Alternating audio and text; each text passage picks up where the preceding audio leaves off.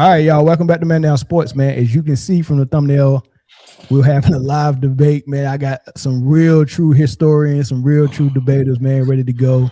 I got Bruce from the Format Podcast. I got the Transformer from the Format Podcast. I got Sports and Fitness Rants from Sports and Fitness Rants, my dog Robin. And I got World Breaker, who's one of our loyal, what I want to call you, a follower or a viewer?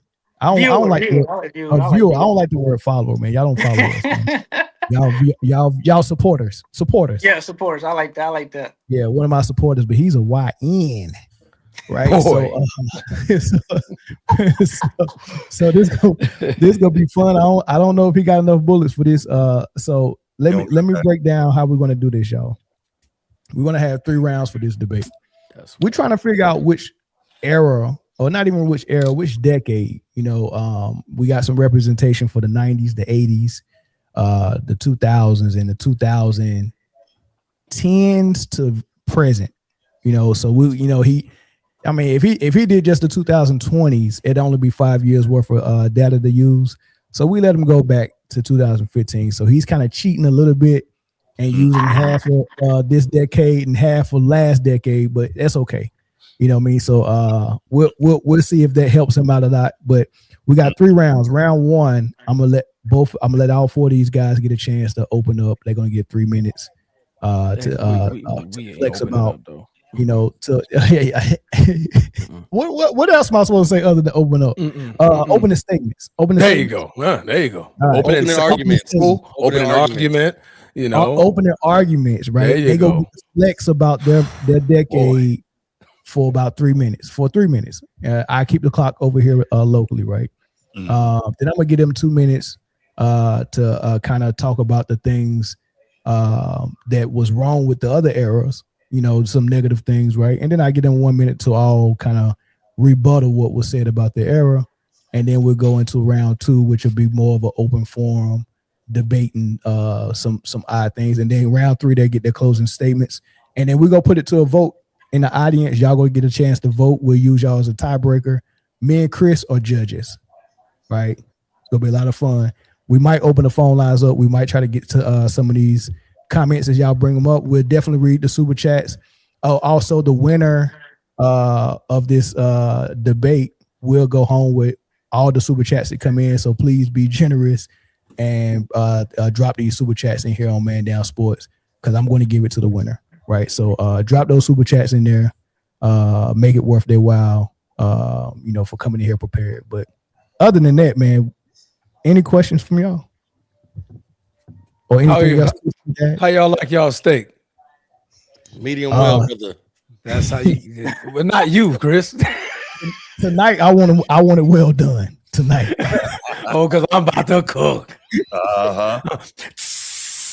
How long you needed? 4 minutes on one side, 4 minutes on the other. All right, Chris. I'll choose which way we go, which order we go in. We're gonna start. I was just thinking. I was like, how are we gonna figure out who goes first? We want to go in order. From the 80s? We starting from the 80s, or we starting backwards from the two and letting Young Buck go with 2005? We start off with the history lesson. We need the history lessons first. I want the Young Buck to feel the pressure. Let him go last. Okay, bet. So Robin, let me get this clock up, because you going first. We starting with the 80s first.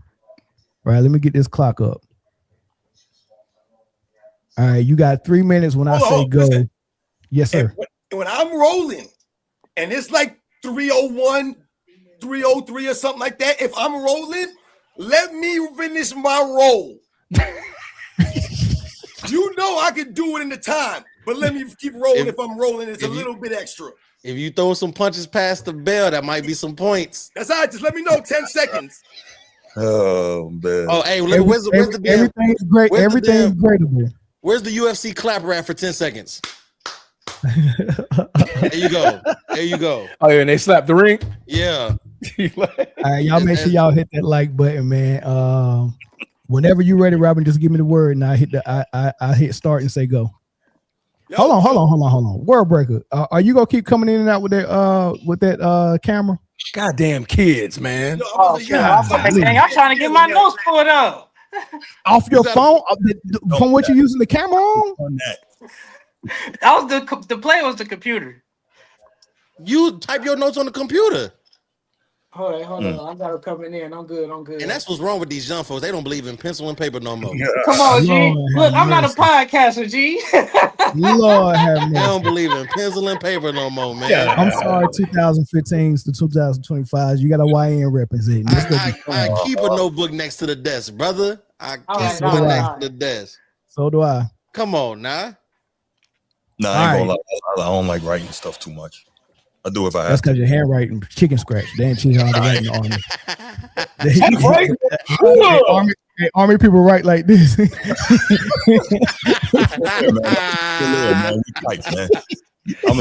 Hey, Mel, concentrating with the tongue out. Yeah. It's hard to write with your crayons when you keep eating them. That's what we do it, huh? Okay. All right.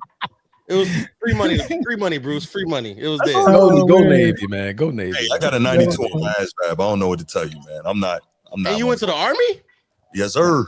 You gotta be the stupidest motherfucker to get fired on your day off. Hey, man, I was signal corps, man. You know? I tell you, hey, man. Still appreciate your service, brother. Yeah, thank you. All right. So, Robin, as soon as you start talking, I'm gonna hit the clock.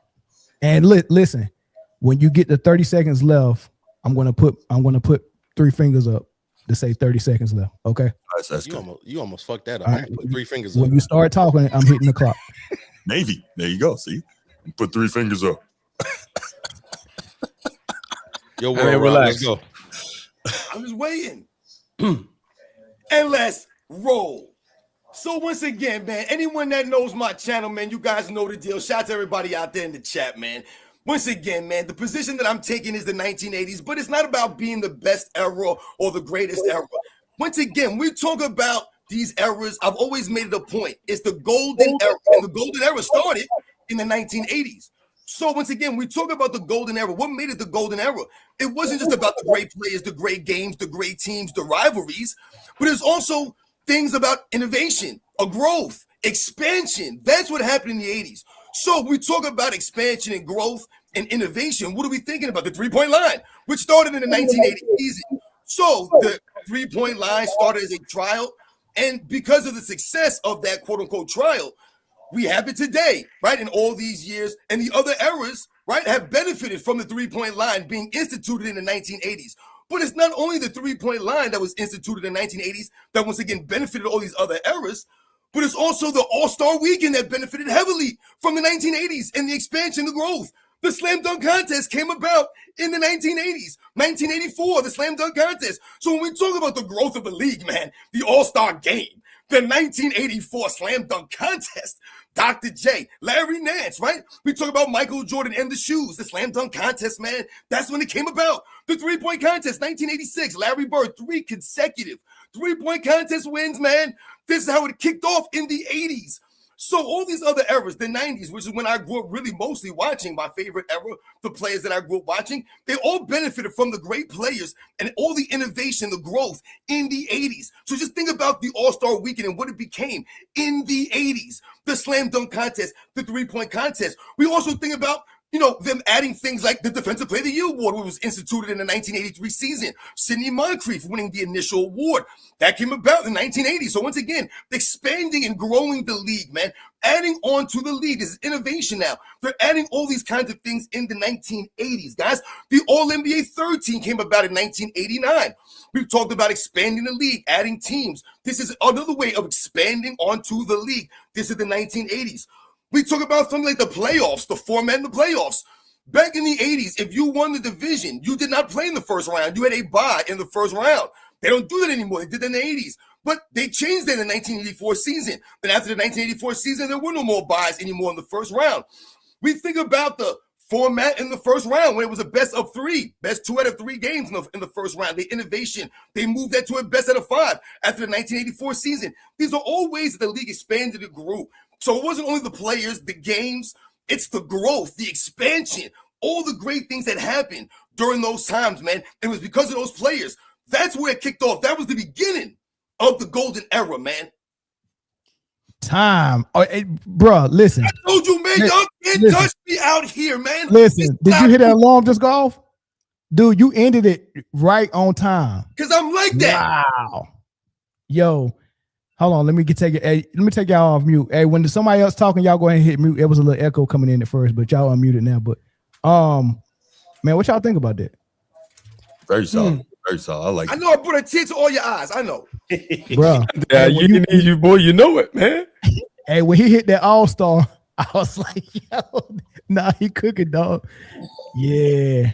That's gonna be a tough one to follow, dog. I saw Chris eyeballs pop out at one point. Chris, you taking notes? Yeah, I took score. Yeah.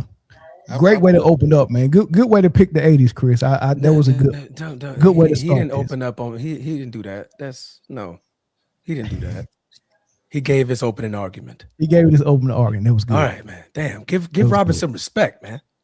All right. The opening argument was nice, but I want to see how he stacks up once the rebuttals and having to actually spar against these other decades. I want to see how that goes. Cake, baby.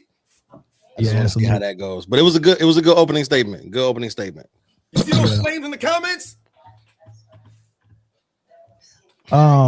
Chris, it's on you now. 1990s, Mr. Format Podcast. Your witness. Hold on, let me get this clock ready. When you start talking, I'll start the clock. Just like I told Robin, whenever you get to 30 seconds, I give you a signal of 3 fingers. All right. And whenever you start talking, I'm ready to go. Let's get it. All right, y'all. You know me. I'm Bruce. You know what I rep for. The decade of 1990 to 99 was without question the best in the history of the NBA. We saw a lot. We saw the completion of what should have been the Pistons dynasty, if not forgetting robbed in 88, but back-to-back nonetheless. With that being done, we saw the rise of the greatest dynasty in the modern era as the Bulls finally vanquished them in the East and took over the NBA. With the Bulls' coronation, it closed the door on the championship windows of all their all-time greats like Magic and Zeke, right? And then he emphatically slammed the door on anyone else attempting to enter the championship room until he stepped away. Speaking of Jordan, he cemented himself as the player widely considered the greatest of all time. Phil Jackson took himself halfway to becoming the winningest head coach of all time in championship history by getting 6 rings in the decade with 2 three-peats. But guess what? Between those 2 three-peats, we saw the ascension of Hakeem the Dream Olajuwon to earn his place as arguably a top 10 player ever with back-to-back titles of his own, authoring legendary playoff runs and moments along the way. The decade also ushered in the explosion of basketball on a global stage via the 92 Olympic gold medalists known as the Dream Team, widely considered the greatest group ever assembled in team sports. Their dominance and popularity took the game to a whole new level throughout the world among fans and players alike, opening the proverbial floodgates to make the NBA the international phenomenon we see today. Players like Kukoc and Petrovic and Vlade and more paved the way for the Dirk Nowitzkis, the Lukas and the Giannis's, and the Jokic's that we see dominating today's league. Back then, every game was a battle. The pace was slower, was played inside out, and primarily in the half court, where coaching smarts, execution, and fundamentals were more prioritized than athleticism, although there was plenty of that as well. It was the greatest big man era we ever saw, with players like Shaq, Zoe, Mount Mutombo, D-Rob, Patrick Ewing, and Hakeem Olajuwon scoring down low and in the mid-range and dominating the glass and protecting the rim with ferociousness. Hand-checking was allowed, so was physicality. Back then, if you got 30, you knew it was a real 30.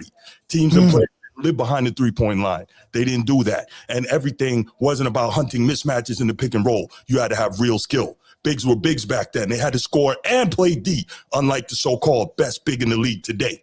Beyond the court, the game was more popular then, and the ratings prove it. Game 6 of the 98 finals is the most watched NBA game ever, and that was 28 years ago, with a smaller population and less ways to watch games than there are today.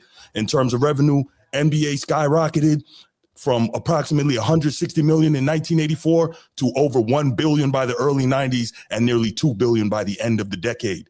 Michael Jordan pioneered the athlete as a brand model, but we never saw anything like him. The 90s NBA was the best era ever, by far. God damn. That's when you got a journalist. That shit ain't cool. Damn. Cool. You heard that man? That man read off the teleprompter. The soliloquy of the matter. Hey, I was thinking the same thing. Man was reading off a teleprompter. I'm gonna read mine too. I ain't gonna Hey, I ain't a lie. podcast. Hey, That's my excuse. I ain't gonna lie to you. That was a fire opening statement. It was. He scored some points, man. Hey, they both scored some points, man. But that Olympic drop was that was a bar. Fire.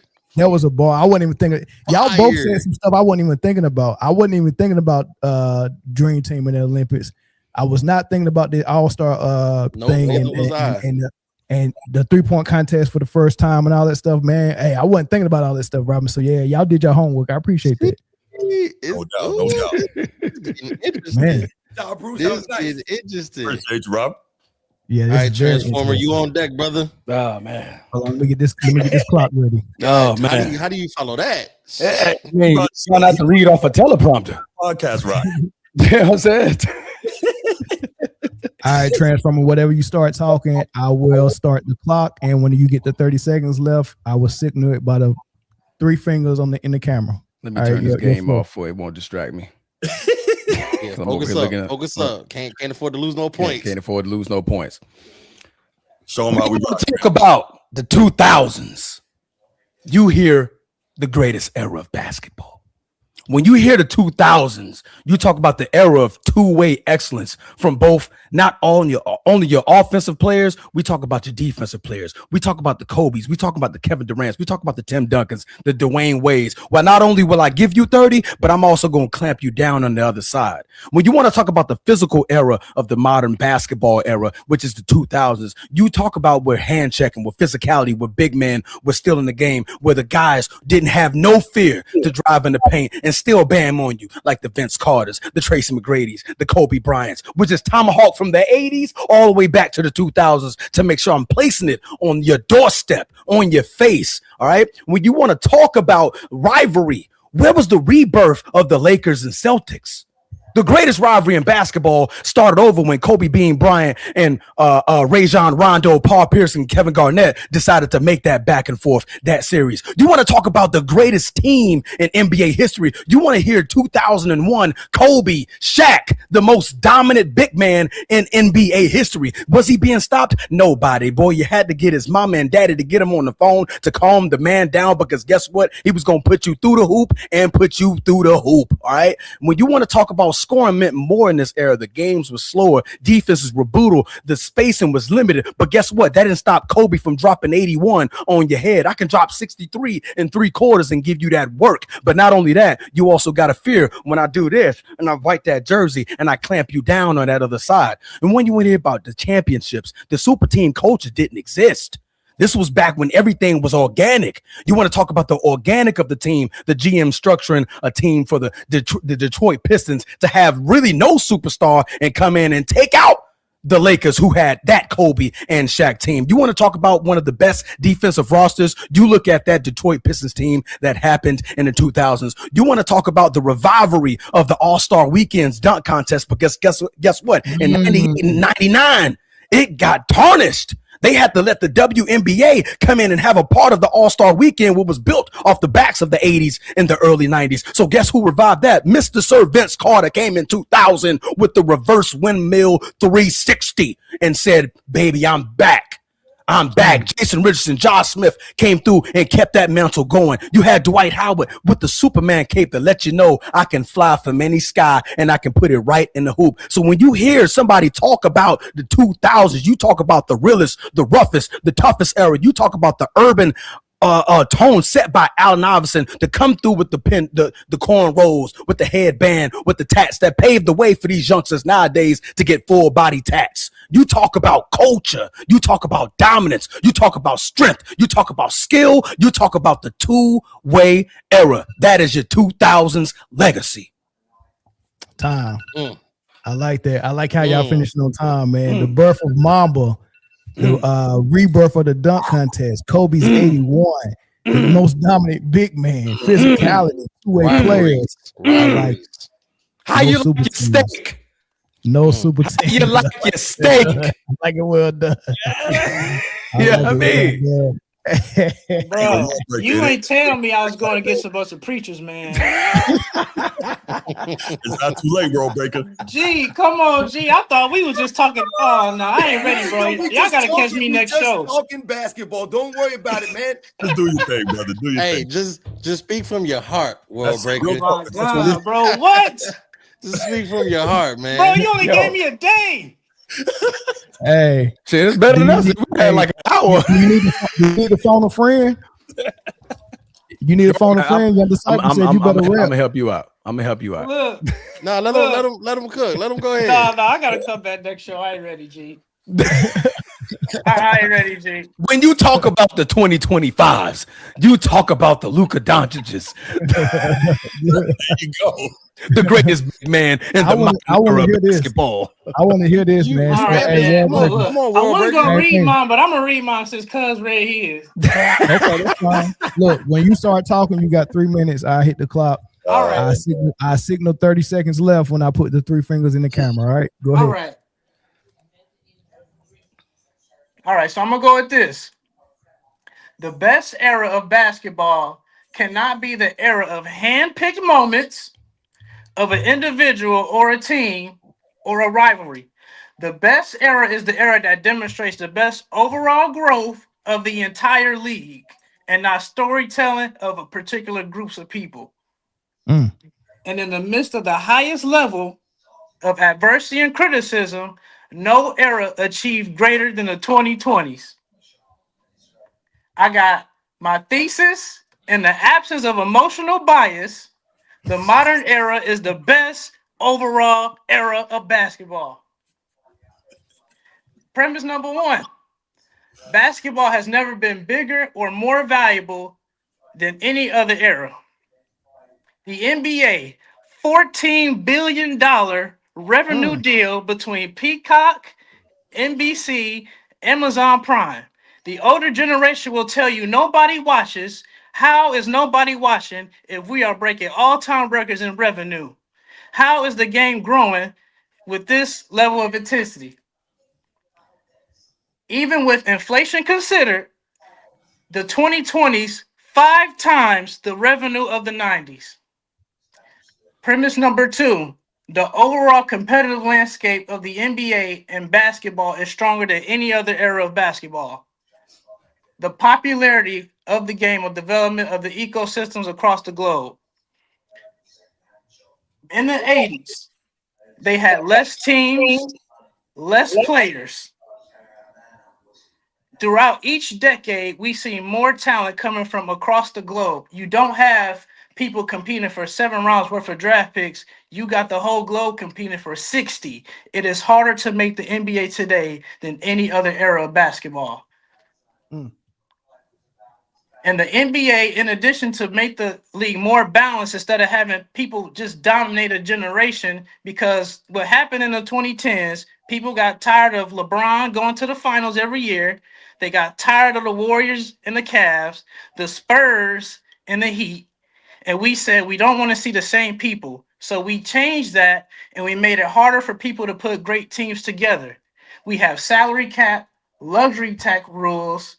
We have lottery reforms, 2-way deals, and now we have these second and apron penalties. So now it's harder for you to maintain your team. And my last premise: the basketball in the modern era is more accessible, adaptable, and culturally engaged than any other era. In the 2020s, only man-down sports can exist. Sports, fitness, and rants. The Format Podcast. In the 1990s and the 2000s, you guys wouldn't be a thought, and we wouldn't be here to engage in this era of basketball without it. Engagement is up. Interesting points. Engagement is up. Right on time. $14 billion revenue deal, 5 times more than the 90s. We got a fact check. Clock it. Yeah, clock that money, B. There you go, World Baker. More accessible than ever. It made some points. Yeah, I got pushed back on all those.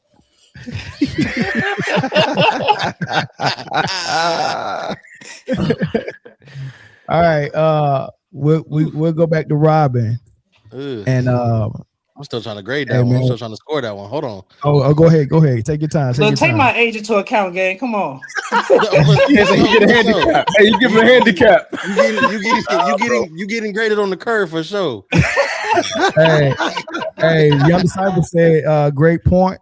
The Young Buck made. Be Ready Sports said, y'all all cook. Heath Ojoletta said, great points. He said, decent effort, World Breaker. I guess. yeah, I'll take it, gang. I only had a day. You got to give me 48 hours. Somebody gave you the fire emoji. Somebody said it was fine. That's what I'm talking about.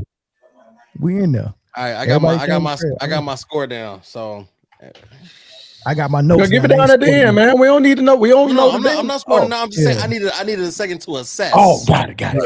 I needed a second. Come on, Oklahoma. I took notes. I ain't scored it yet. I got notes. Oh, I'm scoring. I'm processing as you're speaking, and I'm taking it. I'm scoring it. Boomer Sooner. Let's go. I don't even know why Bama ain't here to begin with. To be honest with you, don't do it, Chris. Don't bring it up. Get mad. I don't know why they. Mm-hmm. All right, so this is this is still round one, right? But this is part two of round one, or this is part two of round one. Y'all got 2 minutes to go ahead and say what y'all need to say about these other eras that we need to know in a negative light. Right, let us know what we need to know in a negative light about these other eras, if you can. If you can, and we'll start with the 1980s again. And when you start talking, I will start the clock. And once again, I will put the 3 fingers up when you got 30 seconds. All right, man. Let's roll. So once again, I'm going to state my point again, and I'm going to make my position very clear. This is not about the greatest era. The 80s is the greatest era. The 90s is the greatest era. The 2000s is the great era. There is no definitive greatest era. What we're talking about here, what I'm talking about here, the point that I've made is valid, and no one denied that point that I made. Once again, the innovation, the growth, and once again, the expansion of the 80s cannot be denied. The three-point line alone once again shuts down everything for the other eras. As far as what I talked about, the expansion, it wouldn't even be there if it wasn't for the 80s players, man. The slam dunk contest that you mentioned is not there. It's for the 80s. You guys have all mentioned the growth of the 80s. From the 80s is where it started. So once again, that can't be denied. So the position I made is once again clear. The golden era of the NBA is from about 1983, 84, somewhere around there, into the late 90s to me, man. That's the golden era of the NBA. That's when the NBA was at its highest level, not in the 2025s or the 2020s with the money, revenues, and the other stuff that's being said. That's not the case, man.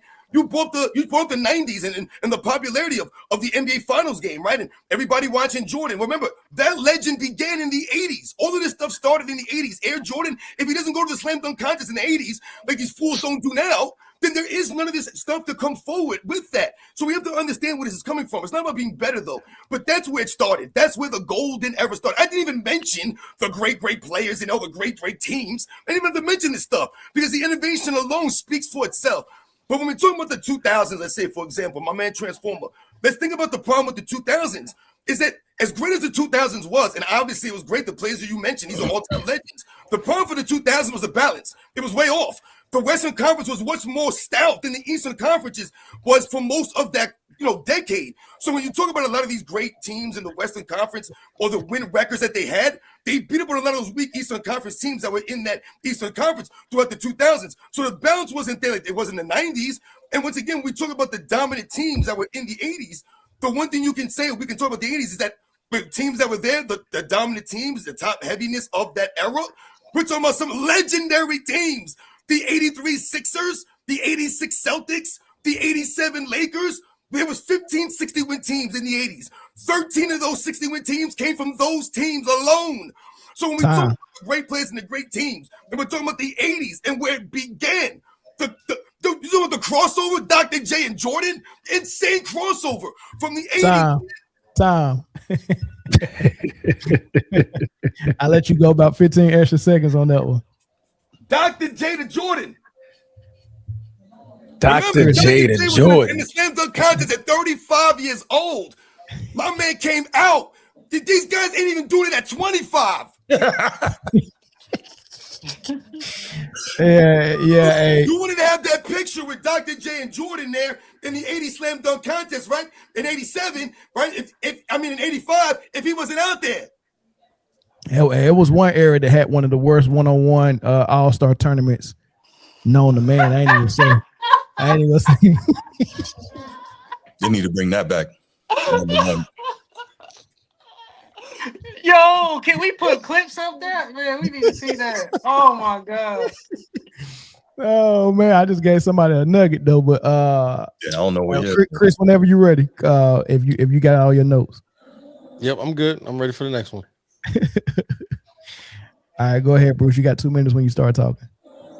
All right, I'm gonna try to. Damn, Blue. I'm gonna try to make sure. I hear. I'm gonna try to touch on each one of these decades quickly. Robin, the 80s, fantastic era. You made a lot of great points, bro.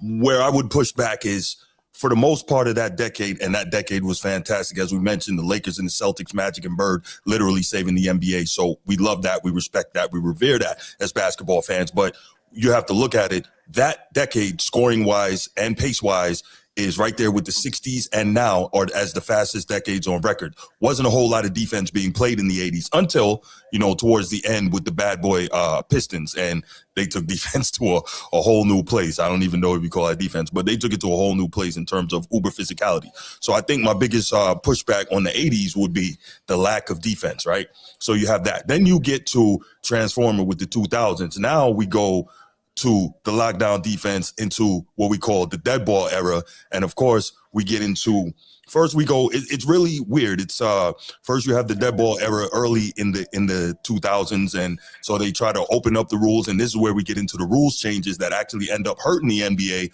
where they tried to fix it, right? By taking away the hand check, taking away a lot of the physicality, taking away a lot of the defense. And then you get with the 06 and 07 iterations of the Phoenix Suns, 7 seconds or less. Now you get into this shooting a ton of threes, not playing any defense at all, running up and down, uber fast pace, which leads to what we see today. So those are problematic. You go from dead ball, you change the rules, then you go to no defense. So it's ridiculous on both ends. And then you finally get down to the 2015-2025 era. I call it the era of cowardice, all the super teams and all this foolishness, guys not wanting to compete, guys wanting to team up. You have a total lack of aggression. You have a total lack of defense. If you watch, the defense being played in the league today is absolutely terrible, from man on to team concepts. It's horrendous. You just have an overall worst product. 90s, hands down, best era, best decade ever.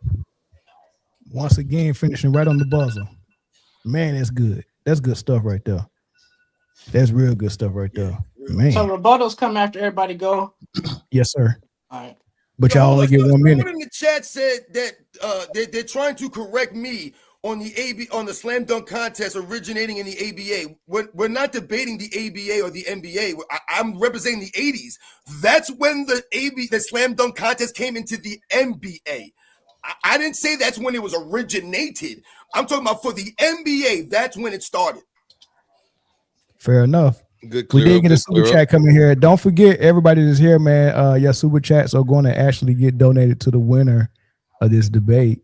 So be generous with those. Thank you, Taco Master, for the super chat. Modern era equals low effort era, lazy, scared, boring, heading out for dinner. Bruce wins. Good game. Salute to the panel. Oh, was that good guy? Taco Master. No, good game. That's GG's good game. He said Bruce already won. I like that guy. Appreciate you, Taco Master. He got to argue his point well. It's not about which era you think is the best. It's about who gonna argue that point well. It might be surprising that he might not be able to make during this debate. He might not be able to make it. All right, Transformer, it's on you, big dog. 2 minutes, brother. You muted. Yes, you're muted. My damn mic was. I'm like, I hear myself. What you mean I'm muted? All right. Oh man, let me get back and let me go ahead and put my chef hat back on. I look good, y'all. Appreciate it. So the 1980s. I'm sorry, just too top heavy. The Lakers ran the West for 8 out of 10 years. What more do I need to say? What was the balance? Boston, 5 in the East. Where's the balance? There's no true competitive balance because everything was so freaking top heavy, right? The defense, not as complex as it started growing in the 90s. So kudos to the 90s as it developed into its highest peak when it hit the 2000s. The offensive complexity wasn't there in the 1980s. They were still trying to develop systems to create more flow when it made the three-point line and instituted people operating outside of that box. So let's get into the 1990s, the era of Mr. Jordan himself, Michael Jeffrey Jordan. How about the expansion teams that helped aid that dominant era from the Charlotte Hornets to the Miami Heat, the Orlando Magic, the Minnesota Timberwolves, the Toronto Raptors, and Vancouver Grizzlies to kind of narrow down that gap of competition at the top level. So now you're making everything kind of easier to wipe out the easier teams at the bottom so we have those better opportunities to make the playoffs. Let's talk about how the NBA failed to excel in the NBA when Michael Jordan retired. Oops, did he retire and leave everything in turmoil? Was everything ran amok? Was the All-Star game not diluted? Was the dunk contest not eliminated after Kobe won in 97? What happened? You guys had things that failed in the NBA. You failed to produce. You failed to perform. You failed to improve the crowd and make the crowd want to visit and come to those games. What about the ticket sales? What about the TV ratings that just drastically dropped the moment that Michael Jordan said, "I don't anymore"? How about that? How can we answer that for the 1990s? And boy, can we get to the 2020s. I don't even want to talk about the 2020s. Let's talk about the load management. Let's talk about the fact that our commissioner has to come out and institute a rule to saying you can't make no awards if you got to play 65 games. Let's talk about instituting the NBA Cup to force people to want to be competitive and play early in the season. Now we got to give you reasons why and more money to even want to play basketball. Not only that, you're also getting paid $70 million a year to perform. But guess what? Day after day after day, if I crack my toe, if my toenail's hurting, I'm not playing. How about the softness and weakness in that 2020 era? How about the fact that super teams and everybody wants to Euro step to another team the moment they want to cry? Kevin Durant, James Harden. How about those guys who just won't want to stand 10 toes down with their team? How about the era where everybody's ran amok? Ja Morant is in the news for the very wrong reasons. Zion Williams is in the news. I can cut it because I can cook the 20s. I can cook the 20s. The 20s don't belong here. You should have brought the 10s. The 20s don't belong here. They don't belong here. They don't belong here. Oh boy. Get them out of here, B. Robin. Where did the 20s belong? They're in the trash. In the trash, huh? Trash. They don't belong in this conversation. Make your own lane somehow. They don't belong in this conversation. Damn. D-Bubble said the Lakers and Celtics, real rivals, real hate, real love, 1980s. You had to be there. They brought the league back during the 80s B-boy stands. What up, Chief? What's going on, man? Appreciate you, brother. Interesting. I got my score. I'm ready. Yo, man, this has been fantastic, y'all. Yeah, I mean, not for World Breaker, but for the rest of us. I feel so bad for we gotta World run Breaker. this back though. We gotta run this back for me. You don't want No, that. listen, man. You represented what you did what you had to do. You did your job. You did your job. We get E for effort, bro. E for effort. I mean, listen, the point here is that it's almost damn near impossible to defend what you're seeing and witnessing on the TV really screen. So for you to come out here and try to do this is what you're doing. I thought he was about to say, Welcome "Hey, to the podcast world, B.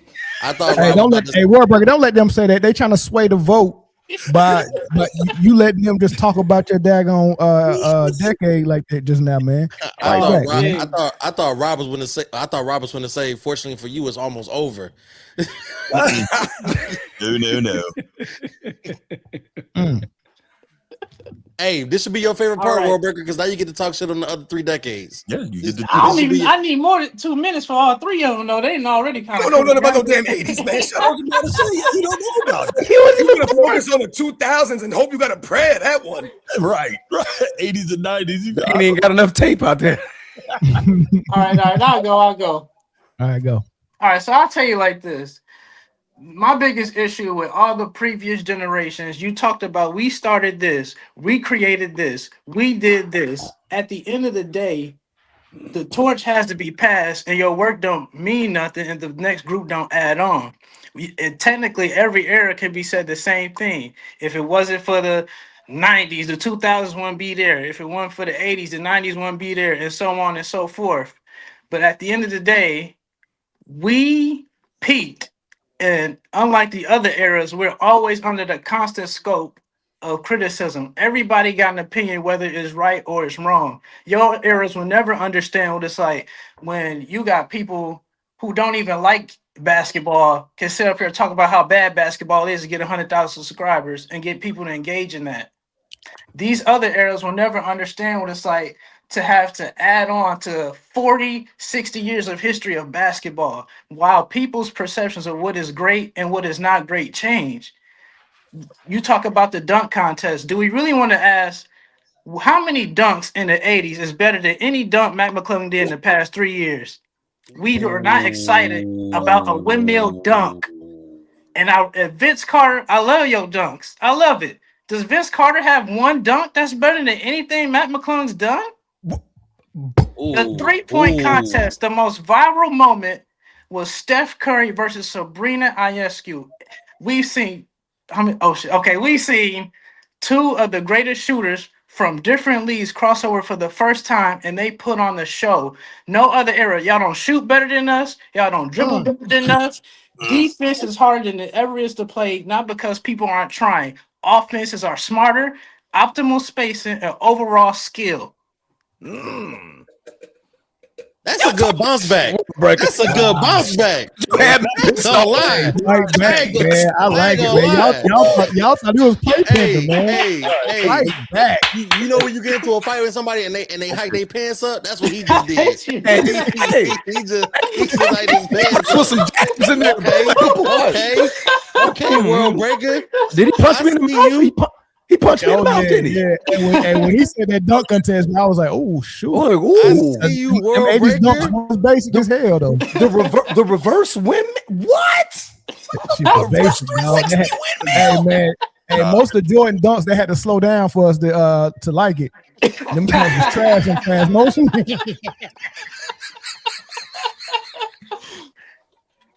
Kobe, I love him, but that dunk contest was super basic. World breaker from the top rope. That's basic. World breaker from the top rope, man. Damn. Boy, did he? That's what I'm talking about, man. Hey, man. Ooh, man. Shout out. Boy, man, I mad a little bit. I like that, world breaker. Welcome to the party, man. I like that. I like that. And that wasn't ChatGPT either. He was looking at the camera the whole time. Yeah, that man said Vince Carter. Who like that? What?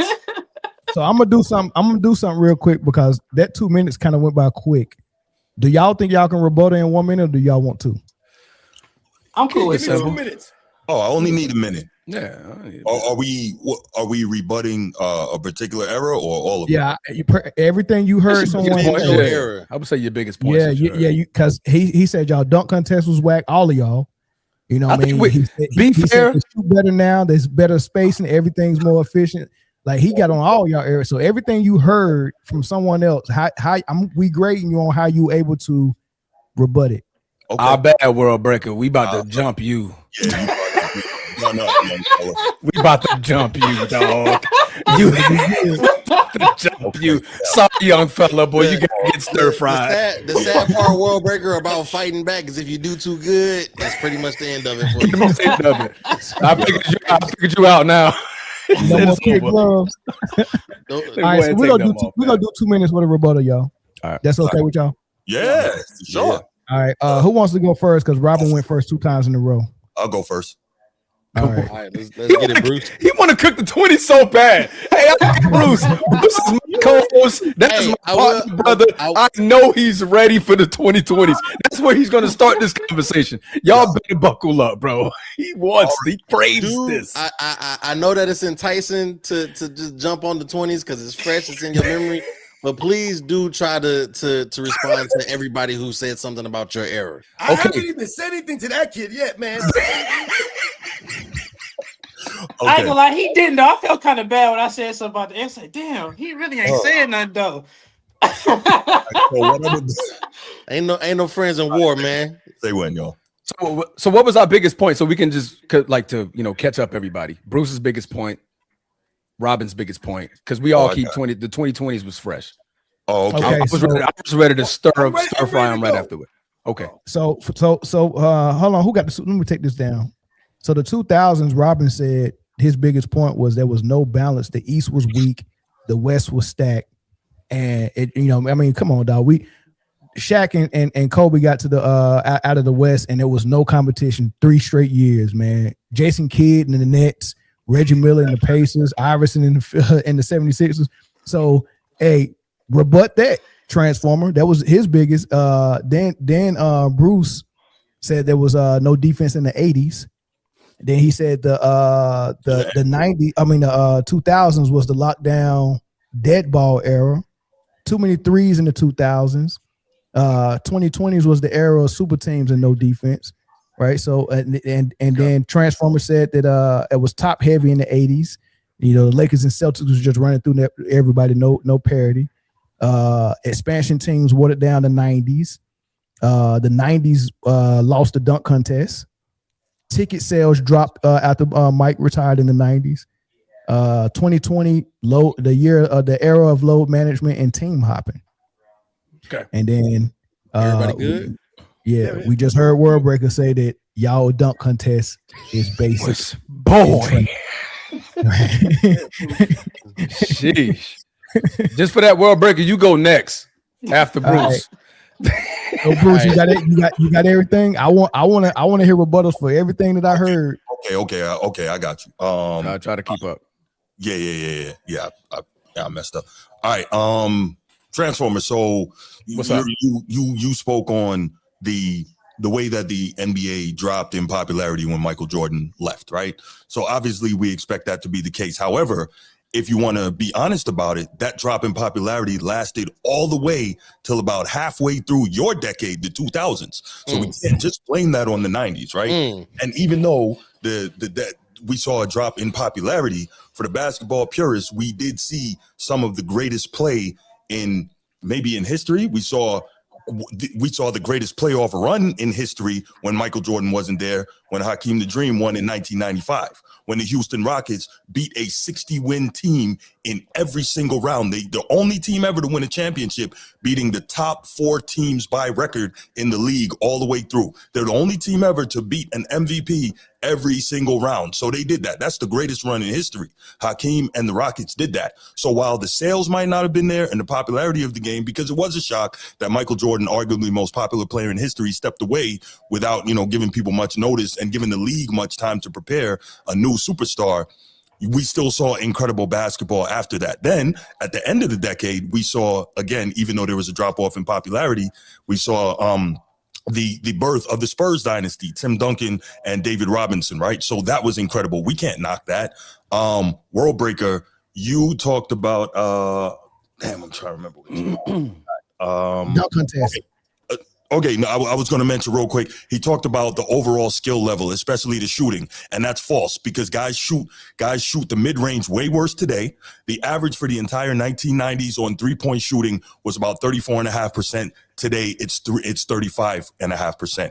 They're really only making it up in volume. So the same skills that you say they don't have, they may be able to shoot now, but those same guys can't go on the block, go over either shoulder, step through, up and under, and get a basket if you need to. The point guards today can't make post-entry passes. So they're not more skilled today, the players. They've just traded one skill for another in terms of being able to shoot more threes because they shoot more threes, right? So that's disingenuous.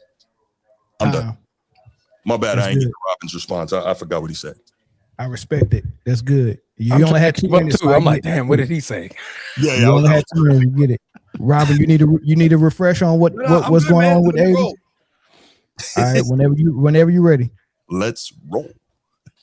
and let's roll. So once again, let's go back to what my man Bruce talked about, the lack of defense in the 80s. Are you kidding me? Think about the defensive players that just the players alone that play in the 80s speaks defense. Dennis Rodman didn't play in the 80s. One of the great defensive of all time, not the greatest defensive player of all time. To me, the most versatile defensive player of all time playing in the 80s. Michael Jordan played in the 80s. Hakeem Olajuwon played in the 80s. Sidney Moncrief played in the 80s. Alvin Robertson played in the 80s. Michael Cooper played in the 80s. Kareem Abdul-Jabbar played in the 80s. These are all-time legendary defensive players. And not even to mention the legendary defensive teams, the Pistons we all know about, but the Boston Celtics in 86 were the number one defensive team that season. Why? Not because of Larry Bird. Right? Why? Because of guys like Dennis Johnson, because of guys like Kevin McHale, who was an excellent defensive player at that powerful position. You have guys like Larry Nance, arguably the greatest shot blocker in the history of the position, of the powerful position. Larry Nance played in the 80s, man. Got a lot of really great defensive teams and defensive players that played in the 80s. So defense was obviously there. Not only was defense there, but the physicality of the defense, the threat of you getting knocked to the ground and getting physically hurt was there in the 80s, man. People could say it was dirty. People could say it was overly physical, but it was there. We talked about and for my man Transformer, you talked about how it was top heavy. Yeah, I mentioned the top heaviness of the 80s, but that goes to the greatness of the 80s. Once again, because when you're winning a championship in the 80s, you earn that championship. There ain't no cheap championships in the damn 80s. When you get to the freaking finals, you're going against one of the all-time legendary teams, man. You're going against the greatest players in their bay, playing at their best, man. So we're talking about Dr. J Sixers with Moses Malone, but we're talking about some of the great players, man. Larry Bird, Celtics, but there were other teams in the Western Conference, man. We talked about the Dallas Mavericks with Randall Blackman and Mark McGuire. No, you got 20 seconds. Go. That's me. That's all I'm out. That's me. Contest real quickly, man.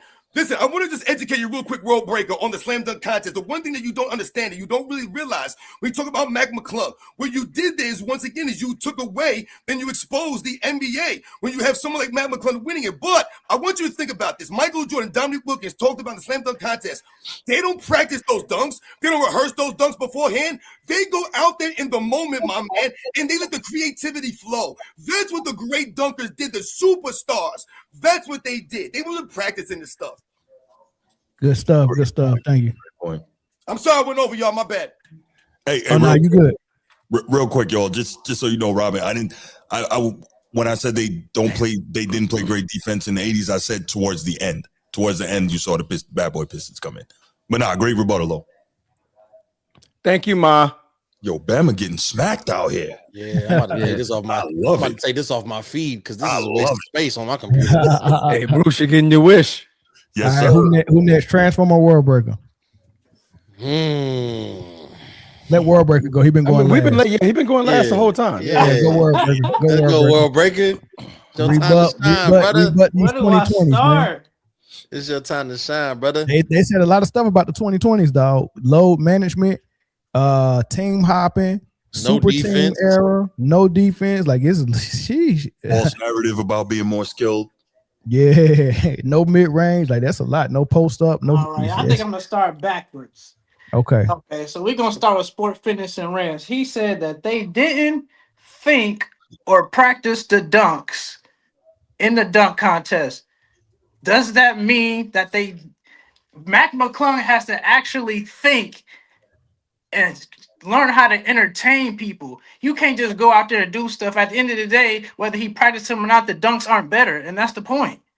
We're not excited about it. We don't want to see a windmill dunk. It's sixth graders doing that now.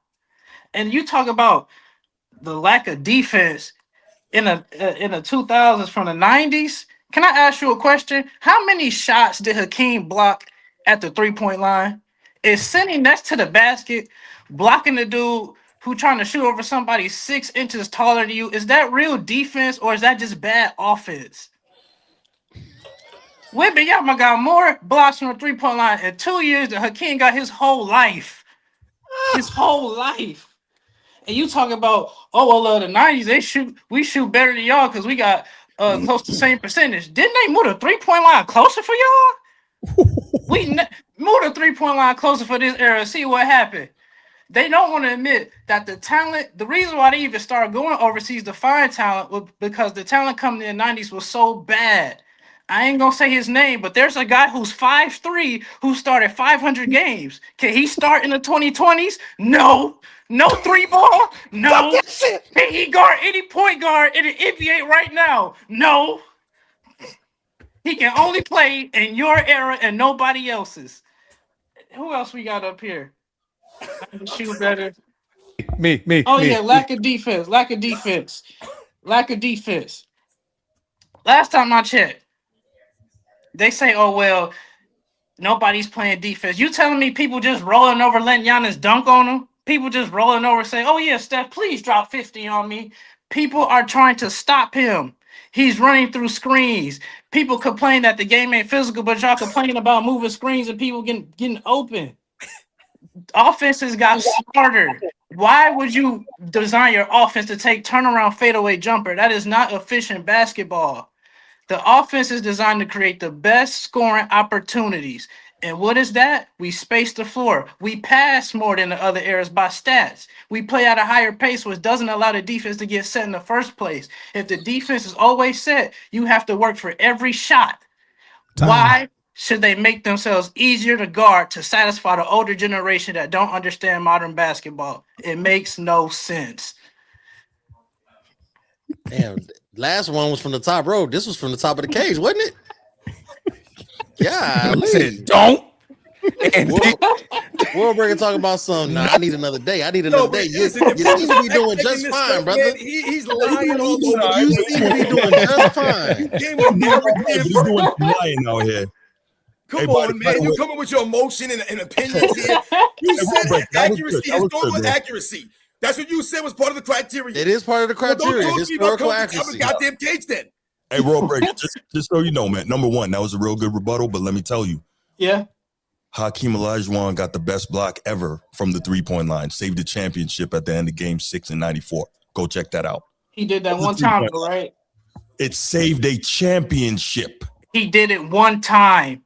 That's not the only one he got, but what I'm saying is that saved a championship. So that's worth a whole lot more than just the one that you're counting. This is what I be saying about the older generation. Y'all handpick moments to try to make that the whole narrative. No. You brought it. I was responding to it. Handpick moments. No, man, you're lucky my short-term memory is not good. You know, hey, this about to be a good. This second round after Transformer go. This second round about to be. I don't know how to grade that. I don't know how to grade that World Breaker. I'm trying to be cool here, man. Right? Damn that be cool shit. Let it fly. That's what this is for. Man. Let it fly. All right, so Transformer, you're gonna go. You got 2 minutes, and then once you finish, Chris, me and you have to talk about how we're gonna grade this first round, and then I'm gonna put it to a vote for the chat to tell me who won the first round based on what y'all heard. How they rebutted anything that was said about the error and how they defended their error, right? So you're gonna vote. I'm gonna put it in the chat for y'all right after Transformer go. All right, so Transformer, once you start talking, I start the clock. Easy day. 2 minutes. The Lakers were dominating the early 2000s. Some of y'all said the decade. Well, I recall there would be another great teams in that time frame. Did we not see that the Lakers went through the San Antonio Spurs, right? Ain't Greg Popovich the greatest coach of all time? I could have sworn he was labeled one of the greatest, smartest coaches of all time. Did they not have to go through Chris Webber and Bibby with them Sacramento Kings? Were they not one of the best teams? Did they not take the Lakers to the brink? Okay, what about the Blazers? Were they not a 50-win team? The Mavericks, were they not a 50-win team? So when we want to talk about walking through somebody, that's because we had the most physical, dominant athlete in the freaking NBA. That is Shaquille O'Neal. We had the second coming of the airness that we call the GOAT, world-renowned GOAT, the second coming, Kobe Bean Bryant. So we had the legendary status of two of the best athletes to ever play in most people's top 10, maybe even top 5 players of all time in that run. So let's slow the case down. The Bulls controlled most of the entire 90s. Most of the entire 90s. Like I said, the parity wasn't there. We had other teams that even win. We had the Spurs, we had the Pistons, we had the Heat, we had the Celtics. There was a lot of parity, a lot of fight at the top. It's not just one dominant run by one team like in the 80s where it was just the Lakers over and over and over. It's just the Celtics over and over and over. The 2020s. Vince Carter, my man. I need you to wake the hell up and open up Google, and I want you to Google what is the most top-rated dunk contest ever. Where does Vince Carter's dunk contest rank amongst all time his performance? And if the answer ain't number one, I'll give you $1. That reverse 360 windmill, boy, the boy tore the house down and literally said it's over, because not only did he believe it, the world knew it. The world knew it was over. When you want to talk about shut down the house, that is Sir Vince Carter. Thank you. All right, I forgot to give you your 30 seconds. My bad. But no, I'm cool. That's cool. Cut me All right, Chris, go ahead to your score, man. Let me put this in the chat, and then we'll talk it over. All right, so I graded each person's. Well, hold on, not yet. Just let me. Well, go ahead. You can do that. Oh, I'm doing these add ups real quick. Okay, yeah. That's it. You keep mentioning this windmill. Let me let you know something. Yeah. And let me put you on real quick. Reverse Go ahead. 360 windmill. Windmills, and we're just talking about slam dunk contests, and we're talking about what it means to compete in a slam dunk contest. Yeah. And we're talking about the status, right? And we're talking about, like I said, these kinds of things, the people passing the torch. Nobody wants to watch Matt McClung dunk. You keep focusing on the dunk he's doing. It's not about the weird dunk that he's doing. Oh, look what he did. No one's done that before, that he rehearsed 10,000 times in his gym somewhere. That's not what it's about. When Dominique Wilkins does a windmill dunk, it looks different because Dominique Wilkins is doing it, man. Go watch the video. Matt McClung don't look like Dominique Wilkins. I don't care what dunk he's doing. It's the difference, my man. It's different. When Dr. J is dunking the ball, it's different. When Michael Jordan's dunking the ball, I don't care if he's doing a quote-unquote basic dunk. It's different because of the way that they move in the air. It's the creativity is what I was trying to tell you before. That these guys don't have. That's why they have to think about these dunks in their minds. And be like, yeah, I'm going to practice and do some really crazy dunk that no one else has seen before, and I can do it. It's not really impressive. Okay, but let me ask you this though. You think the audiences today? Don't ask me nothing. Just say, yeah, you're right. Yeah, I mean, I see where you're coming from, but I just want to know: do you really believe? Does Matt McClung look like Dominique Wilkins? Just say I'm right. Does he look like Mac McClung? What I'm saying is, when he dunks the ball, do you get that same feeling? From his height, yeah, I give it to him. Yes, bro. From his size, that man is short. Somebody else like that, Spud Webb. Who did Spud Webb not compete to his, win the contest? Who did Matt McClung go against to win the contest? He didn't go against nobody. That's the whole point here. The guys are not out there. He didn't beat Zion Williamson. He would not be a dunk contest champion if the real dude showed up. But hey, think about what you just said. If that's imagination, you don't know what would have happened. That's why your era is weak. We got better dunks than you. They not showing up. Ben. Okay. Oh, do you really wow. believe any dunk Dominique Wilkins did is better than anything we've seen in the last 3-4 years? If Once it's not a again, better you see, dunk, that's the whole point of the argument. You try to change the subject. I told you, when Dominique Wilkins does a dunk, it's different than Dominique Wilkins does those dunks in games. Where's Matt McClung at in the NBA game? We talking about the dunk contest, though. You didn't want to say his name? Say his name. Muggsy Bogues, the shortest player in NBA history to average a double-double in the NBA. LeBron James never averaged a double-double in a season. So when we talk about these things like that, come on, man. I get where you come from. I just at the end of the day, who got better dunks? If we talk about the dunk contest, we're not talking about in-game dunks. All right. So I said he was doing dunk contest dunks in games. Matt McClung's not even in the games. So Mel, What you got? So out of a potential 30, right? I gave him 10 for each segment we did in that round. Out of a potential 30, I got Transformer in the lead right now with a score of 29. I got Bruce in second with a score of 28. I got World Breaker in third with a score of 27. And I got Rob in last with a score of 25. Mine is slightly different. What you got? Right. So when they first did their opening statement, I was really impressed with the points and the quality of points and the amount of points made by Bruce and World Breaker. Mm-hmm. Bruce was number 1, World Breaker was number 2. It was very hard for me to figure out who was 3 or 4 between Robin and Transformer. But Just Robin made. I'll be 4th again. It's all good. It don't matter. Robin made the Because less. the video footage says otherwise. I know I cook. This is Hold on, what I Robin. do out of here, man. You Hey, I like definitely Rob. cooked. I like Rob. You I like definitely Rob. No. Your points was quality as well. You just made the least amount of points. I educated. You did, like all y'all did, but you made the least amount of points. So I put Transformer 3rd for that reason and Robin 4th for the opening statements. Yes. Now for when they came in to do The trash and other errors. Yeah.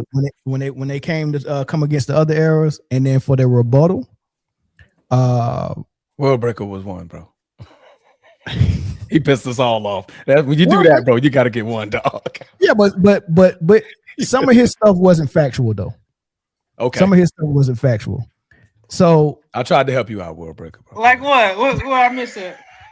Without getting into all the details, I have Bruce number 1 after round 1. Mm-hmm. So the 90s number 1.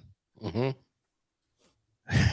I don't know how, but I got World Breaker number 2. I have no clue how he's pulling this off, dog. Because he got the worst error. He got the worst error, man, but he was spitting. And I got Transformer 3 and Robin 4 so far. That's what round 1. Now, when I go to the vote, so far how many votes we got in? Y'all got to bring these votes in right now. I got 47%, 49% for the 90s. I got 30% for the 2000s, 2015 to 2025, 3%, and 20% for the 80s. So World Breaker is in last place for the votes. With the popular vote. So what was your one? We're gonna call that. We're gonna call that the popular vote. Yeah. What was your one? What was your 1 through 4, Chris? So That's my 1 through 4 is Transformer, Bruce, World Breaker, and Rob. I'm sorry, Rob. I'm sorry. So wait, who won the popular vote? I missed Here, that. y'all do me like this. It's all good though. I You always did. You did, those, Bruce. man. After the show, I could explain my score. No chair. Ever. Yo, World Breaker, I don't know if you were hearing me, man. I was saying, I think I was muted the whole time, but no, I was saying real quick that you said that the players today have better handles. They absolutely do not. They're allowed to carry and travel by the rules in the rule book. They're constantly being allowed to carry. That doesn't mean you have better handles. That means you're allowed to do stuff. That's not better handles, bro. You need to go look that up. That's not Hold me. on. Hater. What? Hold on, because I just watched the game. There was a guy by the name of Sadell Threat. He's doing step backs. I see Allen Iverson coming down there, yanking the He was ball, carrying and too. He they was carrying carrying. too. No doubt. And No, this he is the carried thing, too. though. This is the But they thing, were though. Have calling you? it on him. This is the thing, though. Have you ever? Picking. Hold on. No. Hold on, I'm talking to him. Come on now. Hold on. Can I ask you a question though? Have you ever went to the gym and tried to execute a double step back with the defense guard you? That's not easy to do. No, because when I learned how to play basketball, that was a travel. Right. Like, did you know? But you don't know how hard it is to execute though. Doesn't matter With a how defense hard in it front is of to you. execute an You NBA have to move. get in the gym and practice it to master it. It doesn't matter. The move is not legal by the rule book. It doesn't matter how many times you practice an illegal move. Yeah, sometimes, but not all the time they try. Sometimes, not all the time. Bro, there's every time James Harden started doing that, every single one of them was a travel. Not every single one, because if you I go, do this hold for on, because you can even see what James Harden is saying. He was in the gym with referees getting his moves validated. That's The fair. rule is you believe that, and you believe it. no, but They the changed rule the is rules. hold on. The rules changed. The rule, but this is the thing though. The rule I is give them that. Rules changed. you two ball. Oh, I said not two balls.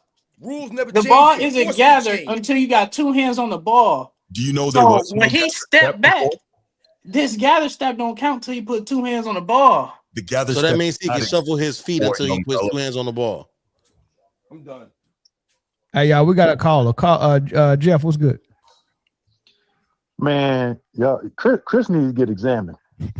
I don't know what kind of milk toast crap he coming up with. How you got that big lip joker in there talking about he's number 2? Ain't no freaking way in the world.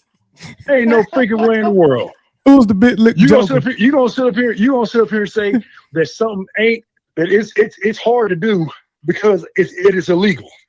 Oh, it's not though. Oh, it's shame on you for making cheating hard. Oh my God! You know what? Hold on, hold on, Jeff. Hold on, Jeff. I didn't have World Breaker number 2. I got World Breaker number 2. Mel got World Breaker number 2. Chris. Okay, I think it's funny. I would like to see everybody on this panel go to the gym right now and try to do that move. I would like to see y'all try that. Why would I try to do an illegal move, World Breaker? This ridiculous. Because it's legal now. Exactly. Like, come on. So you telling me Hakeem never traveled? Listen, World Breaker. And y'all say he got the best footwork. Can I educate you again, World Breaker, real quick, man? Listen. I can show you clips of Hakeem literally in the gym showing Carmelo how to travel. He's traveling while he's showing people moves. No, he's not traveling. Why you think he's such a great master of footwork? Why do you think they cracked down on the spin move in the mid-90s on Michael Jordan and Hakeem? His coaches was complaining about it. Oh, you guys got to take points off of this stuff. These are narratives and lies. World Breaker, come on, man. These narratives you heard right, man. What are you saying here? We gotta get to the next part of the show. Matter of fact, World Breaker. He literally pulled some shit out his ass just now. Who are your favorite players in the current era? Hold on, Jeff. That's huge. Pause. World Breaker, 2 of your favorite players in the current era right now travel. Name them. Caller from Illinois. Jason What's Tatum. Up? Hold on, let me see if I can get this call in. I like Tatum, but he does travel a lot. I don't even have the strength to do pull-ups anymore. I hate you. Yes, you do, man. You gotta get that edge. Caller, what's up?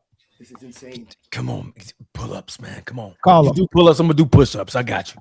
Come on. 10 pull-ups, I got the push-ups. All right, y'all ready for round 2? Yeah. Hey, but none of that count towards my points though, because we just no, that was we just bullshit. Because if it kind of towards your points, you would have failed dramatically. Yeah, caller, can you hear me? There we go. Yeah, what's going on, big dog? What's up? Good, go ahead. What's popping? Yeah.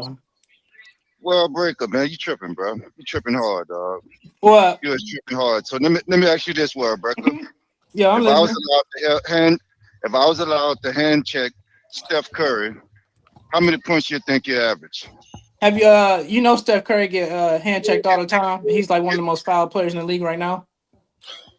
Bullshit, man. Bullshit. No. Bullshit. So you telling me people just rolling over and letting him drop 50 on him? Well, Steph Curry be Dale Curry in this era. Dale Curry. Yeah. But that's the thing, though. You got to take into account Curry can play off screens. Okay, he can, World Breaker, but check this out. Look up Stu Jackson's comments on the rule changes in 2004. He was the vice president of basketball operations, and he is on record saying that they changed the rules to benefit the offensive player. Yes, allowing freedom of movement. You didn't read about that, did you, in all your research? Allowing more freedom of movement to allow the offensive player to do more. It's a fact. They changed the rules for the offense. Yes. Every era got rule changes for offense. So if that's the case, nobody era should be great offensively other than the beginning.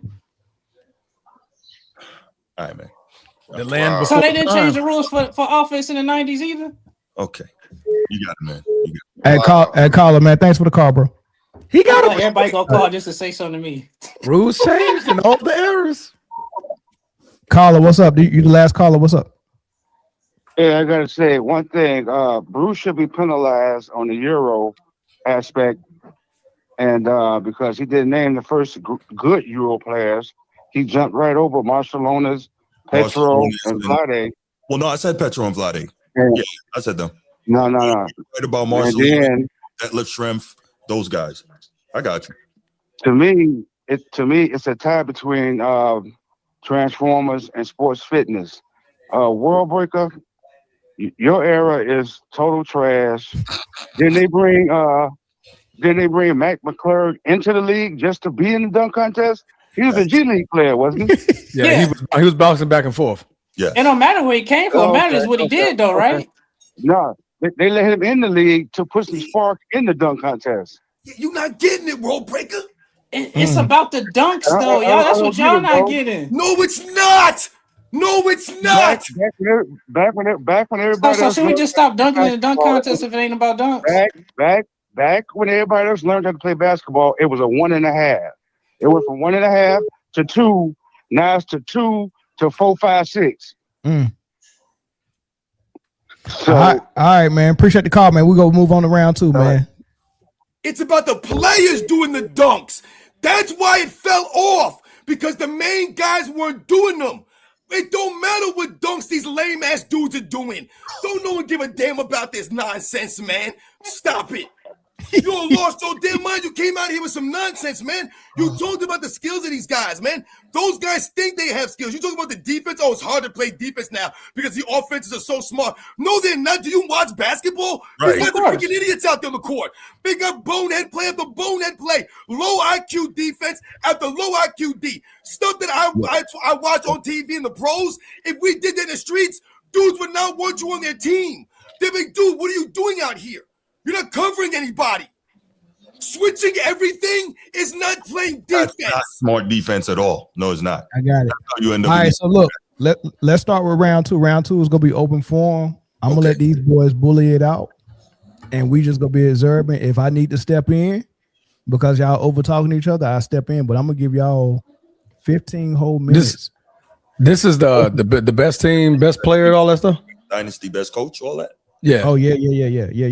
Okay. We're gonna start with that, and it's open. So we just openly talking now. It's open forum on the topic that we throw out there. Okay. Oh, all right. Yeah. All right. I like that. All right. And the first topic is the best team in y'all era. Easy work. Go. Easy work. Best team in my era is the 1996 Chicago Bulls, 72-10.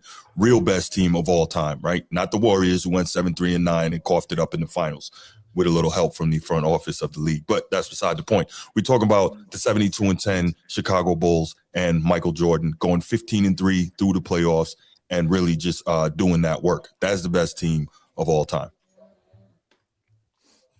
In my opinion, I don't think there's a such thing as a best team of all time, because at the end of the day, you technically can't see them play against each other. And we don't, and they never, you don't have players who play on the same teams or play under the same circumstances. So, like I see where we going with this, but I don't see how that can prove who got the best era because they had a best team. Man, just pick a team. Sounds like that sounds like a response from an era with no best team. The Denver Nuggets. I could go with the Warriors: KD, Steph, Clay, Draymond Green, Andrew Bogut, Andre Iguodala off the bench. That shit was dominant. I ain't gonna lie to you. That shit was just one-sided as hell. They were so good that we changed the rules to where you couldn't stack teams in the same manner. Who? What team? The Warriors. The Steph Warriors. Curry, KD. Like, people just said it was unfair. What year? What was that? 2017, 2017, 18. 2017, 2018. 2017, 18. They changed the CBA. That's the best team of my era. That's all I'm saying. I want you to understand the best team of your era was down by 20 plus in the third quarter to the LaMarcus Aldridge, Kawhi Leonard Spurs in the Western Conference Finals. Ooh. They were getting manhandled. I was watching that game live. I don't know how old you were at the time. In 2017, I was watching that game live. Like that version of the Warriors had no answer for Kawhi Leonard. They had zero answer until Zaza Pachulia came out there and ruined that man. That was it. That was a turning point of the series. They were getting blown out.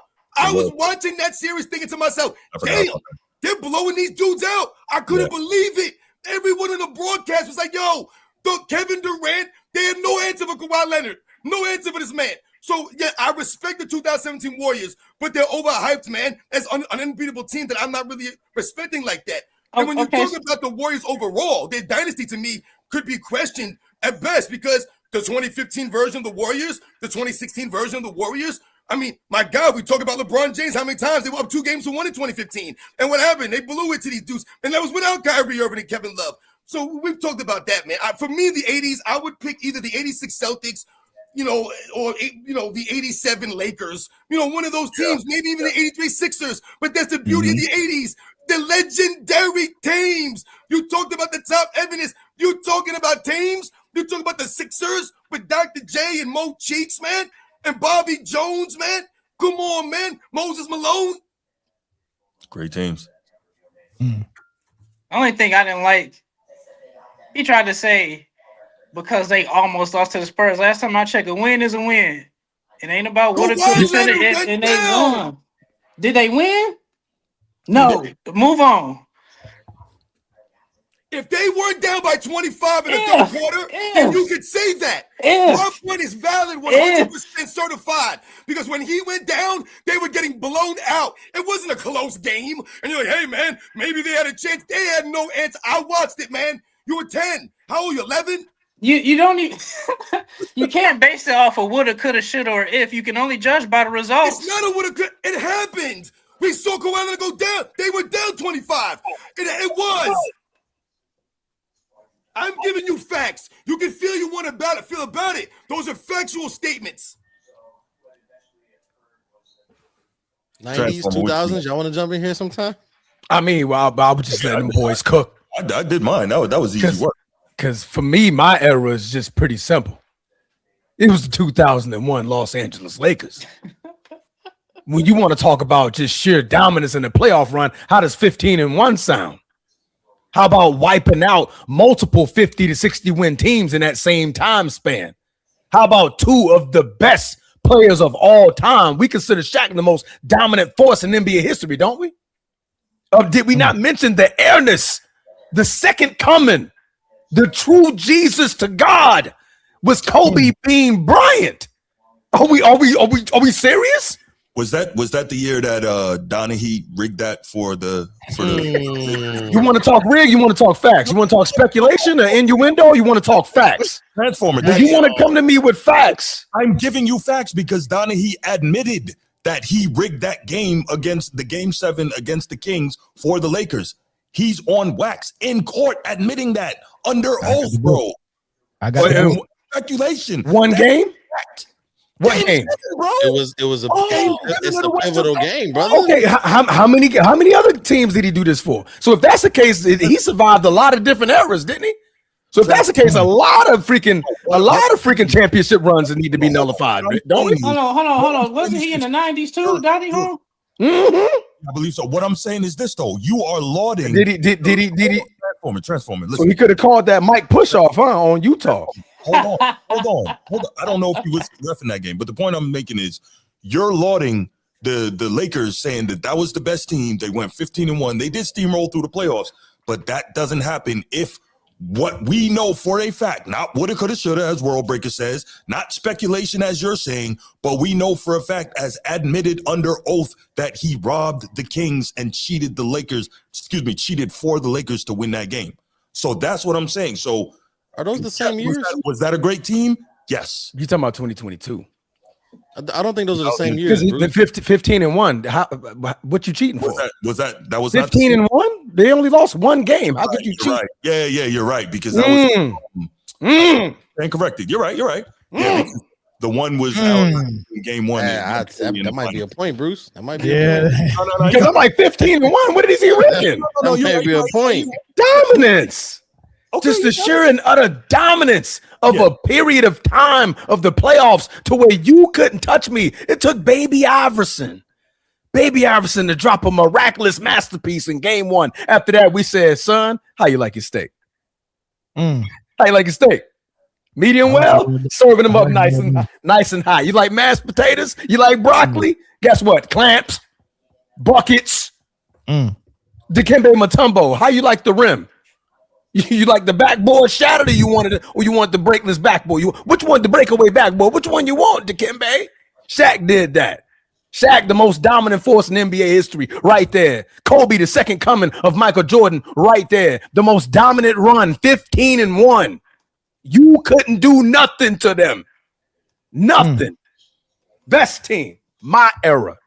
Which era had the best player? Wait. Not Hold named on. Michael Wait. Easy work. We haven't heard the best team from the 80s. No, I said it. Did you? Yeah, he said. Yeah, he named three. He named three of them. He said pick one. Lakers, Celtics, Sixers. Oh, okay. Yeah. You said that. Mo Cheeks. Is that fair? You got to pick a team. It didn't say teams. It wasn't plural. That's his flex. He said it was so many of them. That's the beauty of the 80s, baby. That's funny. He said the 86 Celtics. Once again, man, when you talk about the matchups, man, them Lakers would have been in trouble, man. The Lakers would have been in trouble, man. What, 2001 Lakers? Yo. Yeah, that front line. Who's stopping Shaq? 86 that Celtics. front line of the Lakers. Oh my goodness, that front line of the Sixers. You in trouble, man. You in big trouble.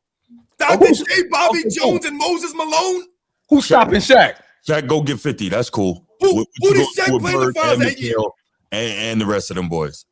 That's cool. Who's stopping them? Yeah, Shaq ascended when all the great centers started to be a little bit out of there, right? No. All the great centers. We talking about the Celtics and what was the other team? And the Lakers. The Lakers. Who's stopping Shaq? That's cool. So Shaq gonna have to go. Moses Malone.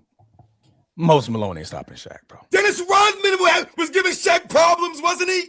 2001 Shaq. We ain't talking about Orlando Magics. That was the you talking about two different teams. You talking about two different teams. Orlando Shaq was something else, man. And he was in his prime with the Lakers. People don't even understand how good Orlando Shaq. Okay, athleticism, but when you would want to talk about, I'm gonna move you out of my way because you just can't slow me down. That was the Lakers. That was the Lakers. When he donned the greatest franchise in history, he said, "Stop it, move out my way." He said, "Stop it, move out my way." Come on, 11 rings with Bill Russell. Come on, that's old ancient history. Y'all don't win consistently like we do. Don't forget about Andrew. Every era. Andrew Toney would have been out there. He'd have been going nose to nose with Kobe. Andrew Toney. Okay, Devil from Fifth. All right. He was I got a question. What's that? Out of all our teams, who had the most talented finals opponent? Why do we? Well, so okay, wait. So let's reevaluate because I know your generation loves to do that, World Breaker. Y'all love to talk about, well, they didn't have to play such. But what you don't realize is that super teams aren't necessarily the best teams, right? Yeah, I agree with that. In the previous era, teams were constructed one, maybe two superstars and really good role players around them, excellent coaching, right? These were teams. People don't realize how good the Utah Jazz were that Michael Jordan played in the finals. People don't realize how good the Sixers were, how good the Suns were, how good those and deep those Blazers teams were. The Blazers were, right?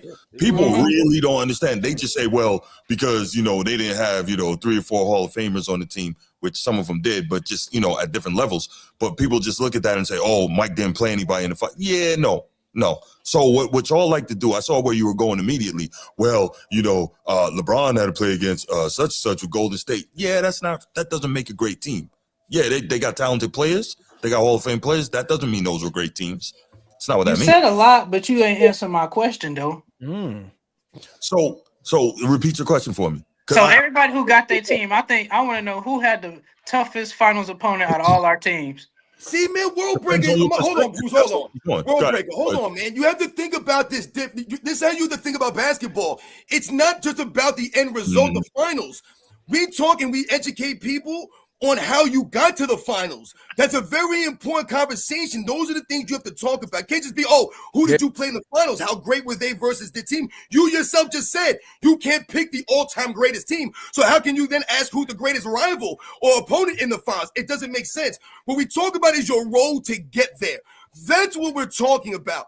The conversation when Bruce is talking about the 90s era in particular, you have to talk about the Eastern Conference. You know how hard it was to make the finals for the Chicago Bulls? You're talking about some of the greatest teams in one of the greatest conferences. I did a video. I know I'm going off right here, guys. My bad, man. But I told you about the balance before, about the 90s, right? When we talk about balance, the 90s was so balanced east to west that when you look up the head-to-head matchups, Eastern Conference versus Western Conference, it's a 2-game difference. The Eastern Conference won 2 more games than the Western Conference throughout the entire 90s. When you do that same thing from 2005 to 2015, from the East to West, it's over a 400-game difference from the West to the East. They were dominating a weak Eastern Conference all of those years, man. It wasn't balanced. That's what you have to mention just to make the finals was very hard during these times. You said a lot, but nobody still answered my question, and I wonder why. I made the point. You wasn't listening. That's the problem with you. You have to remove your hair from your ears. Real talk. To be fair, somebody probably should answer that question. I mean, I just said he just told us he couldn't pick a team. I don't think there's a greatest team. How are you going to ask who's the greatest finals opponent? You sound ridiculous.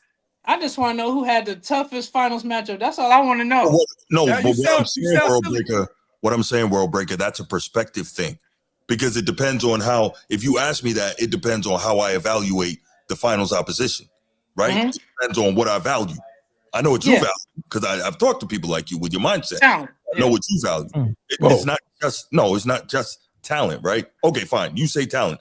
I say talent plus team construction plus chemistry, all those things, right? So that could mean that you have, even though they didn't win, the super deep 92 Blazers or the 96 Sonics could have been a better team than those Golden State Warriors that you talked about with Steph and Clay and KD and Draymond, right? Even though that team had 4 Hall of Famers on it, right? But that doesn't mean that they're the best team. So I know I'm not giving you the answer that you want, but you can't, but it's okay. It's a matter it is a tough question because we're talking about an entire 10-year worth of championships, and you asking which one lost the championship that was the hardest team. You get what I'm saying? You asking who faced the tougher competition in the championship. That's a tough question because there's 10 teams to pick from, 10 losers. But everybody was picking one team, and you said pick the greatest team. Okay. So from the greatest team that they picked, which one had the toughest competition? Yeah, that's what I'm just trying to figure out. So for that great Lakers team, they played Philly, led by Allen Iverson. With Allen Iverson, and the team you picked was Golden State. They played LeBron. And the Cavs. Steve. Right. Time out. Because this is what we're not about to do. Yeah, because you don't want to do it. The Lakers beat their finals opponents on the way. You know the Sixers is not better. Young bull. Listen up. Go ahead. Listen up. That 2001 Lakers team, they beat the finals teams on the way to wipe out the Philadelphia 76ers. That's a fact. You want to talk about the Spurs with a number 1 team in the West? I believe they had 58-24 record. And they swept them. Swept them. You want to talk about the Kings? 55-27. Swept. Mavericks, 53-29. Swept. Lex. We swept those boys. Yeah. No competition was against that dominant force. So don't just leave it to Philly, because Spurs is one of the best dynasties known to man. Led by one of the greatest coaches, if not the greatest coach of all time, and Greg Popovich swept them. Timmy D. Timmy Duncan, the big fundamental, got swept. Yo, World Breaker, you see what Transformers doing right there? I see what he's doing. He not answering my question. I answered a fair question. He want to go to the first round. He want to go to the third round. Answer my question. I asked y'all a simple question. Why is nobody answering my question? In 2021, we played Philly. In 2021, we played Philly. And the point that he made right there is he's showing you and highlighting to you that when the Lakers got to the finals, they were battle tested, right? So when we talk about a lot of these quote-unquote, who did you play in the finals? Those guys, those teams that we mentioned, when they played in the finals, the team that they met up with was battle tested. They had already been through competition to get there. A lot of the teams that you're talking about, they didn't beat no legendary teams to get to the finals. Yeah, you might want to say, who did they play in the finals? But you're not talking about the road to get there. And once again, we're talking about different things. What's your criteria for a great team in the finals? Are you talking about not having home court advantage? Are you talking about the team that you're playing against? What are you talking about? There's different things. Are you talking about the format? The finals format changed. It used to be a 2-2-1-1-1. Then it went to a 2-3-2. So what format are you talking about? In the 90s, that's a difficult format in the 80s to win in a 2-3-2 format if you're going against a formidable team on the road, like a Utah Jazz in 1998, and they're the oldest team in history to win the championship. That seems pretty damn hard to beat the Utah Jazz at that point, doesn't it? Mel, did he ever answer my question? Yo, we didn't Okay, win. what year are you picking? Y'all sound just like Preach. I didn't ask you about the first round. I ain't asked you about the third round. I ain't asked you about the regular season. What year are you picking for the Warriors? What year are you picking? We're gonna pick the one that faced LeBron. Which one? There was multiple years. Know your years. Know your years. Know your years. Which one? Well, they had LeBron and Kyrie. That was 3 years. That was 4 years in a row. Which one? The Warriors 2017. Was that 2017? Do you know? I don't know. Off the top, let me see. Oh, we can just find out. What are you saying? Because I know who my team beat. No, you gotta lose points on that. I know who my team beat. They swept the 50-win teams to get to the mountaintop. They swept them. But you know what team I'm talking about, though. 2017. The Cavs. That's 2017? You answered the question. You said 2017? Oh, you got to go check again, Chad. Chad, he got to go check again. He got to go check again. Let me catch up on this damn football game. What are y'all talking about? The 87 Lakers beat the Celtics in the finals. Okay, Transformer. Let me ask you a question. Robert Parrish, they beat the 87 Celtics in the finals. The 87 Lakers. All right, that's who they beat. Yeah, let's relax on that. Can I ask you a question? We ain't gonna talk about the Boston Celtics. Do you want to compare? Do you want to compare the roster of the Cavaliers to the Sixers? You want to do that? Let's do it. Let's compare them to all of the teams that the Lakers beat. Because you're just talking about the finals. I want to talk about the journey. See, you ready to skip? You ready to skip? You ready to travel just like they're doing in the 2020s to get to the finals? How about the journey? The playoffs is in its entirety. I think that's a loaded question, though, World Breaker. But this is the thing, though. I asked them the question first. They never answered my question. They talked about everything, but everything I asked them. World Breaker. We're gonna move on. Because we did answer the question. You not even listening. Transformers, the only one that said this team. Disingenuous. I told you I picked my year because I knew my year. You're all-time great team, and you're asking for the greatest finals opponent. You sound insane. Stop it right now. Go in the corner right now. Mute this fool. I'm insane, but you won't answer my question. Answer the question. Hold on, listen. We done with it. We're gonna move on. You for 10 whole minutes. Listen, tell me about the league overall in this decade. Tell me why it's the best. I mean, talk about the rules, talk about the play style, talk about the parity with the talent and all that stuff, man, and the competition. Tell me about all that stuff. Tell me why your decade is the best decade overall. All right, I can go. Okay. My bad. Go ahead, Transformer. No. You got it, bro. Go. All right, bro. Appreciate it. Obviously. You got the teleprompter ready? There's no teleprompter needed, man. Stop it. You're a fool. No, obviously, the greatest player of all time played in my decade, primarily, right? Dominated championship-wise in my decade, Michael Jordan. But it wasn't just about Michael Jordan. There were so many other all-time greats, right? For instance, remember I mentioned the Dream Team in my opening soliloquy. That is the greatest team ever assembled in the history of team sports. That was in the 90s, right? Okay, cool. The play style. This is the last era of the true dominant low post big man. So the game was played inside out. So you started seeing more 3-point shooting, not like to the ridiculous extent it is today, but you saw more of it because, you had more instances of double teams in the down low, the great bigs on the low block. And so they had to learn how to move the basketball to get open shots when those double teams came. But at the same time, you saw more wide and varied types of offense, right? Only one team really ran the pick and roll offense, the high screen and roll like what we see now. That was the Utah Jazz. You had a whole lot of different schemes and a whole lot of different coaches defensively and offensively. So that makes for a great amount of variance in terms of what you had to coach and what you had to coach against.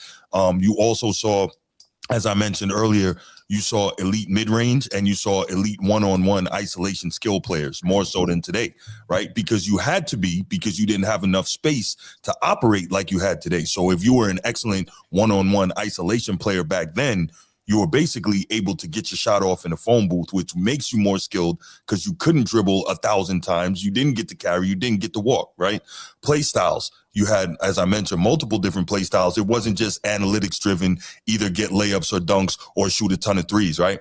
How much elite coaching does it take, or how lazy is it? I guess we can ask the real question when teams today average 35 to 43 point attempts per game. That's not elite basketball. That's not elite coaching. All you're doing is looking for the three. You're coming down. You're doing illogical things like pulling up for threes on the break instead of getting to the rim and finishing, or getting to the rim and finishing and one. It just doesn't make sense. It's nonsensical. So overall, the 90s had the best. They had the best blend of outstanding defense, outstanding offense, mid-range three-pointers, more skilled players, as well as players that were specifically great at different things. See, when we try this positionless basketball, everybody can do everything. What we get back to is the old saying, I know you probably never heard this, World Breaker: jack of all trades, master of none. Thank you. Yeah, man. Once again, man, Bruce coming with the fire, man, coming with the facts. You know, when we think about the 80s, you know, when I was mentioning in my opening, I talked to you guys about the innovation and the, you know, the expansion, right? The growth in the 80s and how we talk about the three-point line and where it is today. We talked about how it's been abused, you know, essentially these days, where everyone thinks that they're a three-point shooter now. People call it quote-unquote skills. All these guys can shoot and dribble now. No, they can't. They've lowered the standard. It looks like they can dribble, but they're carrying the ball. We talked about this stuff. I coach kids. When you coach young children, you lower the standard for them. So when I'm coaching my son in kindergarten, in first grade, in second grade, they're allowed to carry the basketball. They're allowed to travel to a degree. Why? Because they're children. They're learning the game. So we lower the standard for them. The rim is lower for these kids, right? So when you watch the guys out there today and people talk about how skilled they are, it's not really skill. It's not fundamentally sound basketball. They say, oh, this is what they say they can do. They ask this guy, oh, this guy said they can slide the foot here and poke the ball there and touch it there and slide it there. And yeah, they might say that they can do that. When you watch the game, that's not basketball. If you go to the street right now and do that, you're not getting away with that nonsense. When you look at a lot of this crap, you talked about the moving screens before, and you said they wanted to be physical, but they're talking about the moving screens. That's not basketball. It's if you want to set a hard screen illegally, yes, that's supposed to be your man on D calling it out to you. Anyone that plays defense on the street knows this. If someone's setting a pick and that dude's running you into it, and he don't say, yo, watch your left, watch your right, and you get your clock cleans, that's not a dirty basketball play. That's not a moving screen. That's a hard pick that you got, and your man ain't give you a heads up. So when you talk about, oh, these guys want physical ball, but they want moving screens, they're going to talk about, nah, that's not basketball, man. So I don't know, maybe you don't play it, but that's not basketball. That's not fundamentally sound basketball. What I watched in the 80s, and when you talk about what these guys were doing, you're talking about implementing a three-point line. You're talking about coaches having to, once again, institute that three-point line in their coaching, into their playbooks, into, once again, their play styles. So when you talk about balance, it wasn't abused. Some teams didn't shoot the three at all. Some teams shot it a little bit more. And that's what made the game beautiful. We talk about the post-up games. You don't have post-up games or fundamentally sound players if guys aren't going to college, if guys had a three-point line to fall back on and space the floor out for them. They had to work in smaller spaces and develop these fundamentally sound games and these moves and all of this stuff that they're teaching the guys now.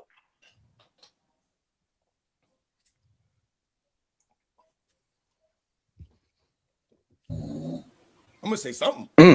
Mic drop. Mic drop. Lord have mercy. The dog over there going crazy. Who next? You can hear it because I can't hear him when she says something. Oh, man. Take 2 points off. Hold on, everybody got to get 2 points off. That's the case. You talking about the dog? No, I'm talking about the dog. Now, earlier in the show, didn't we talk about biases? Yes. And you guys are showing a bias to a play style. Just because you don't like it don't mean somebody else don't like it either. At the end of the day,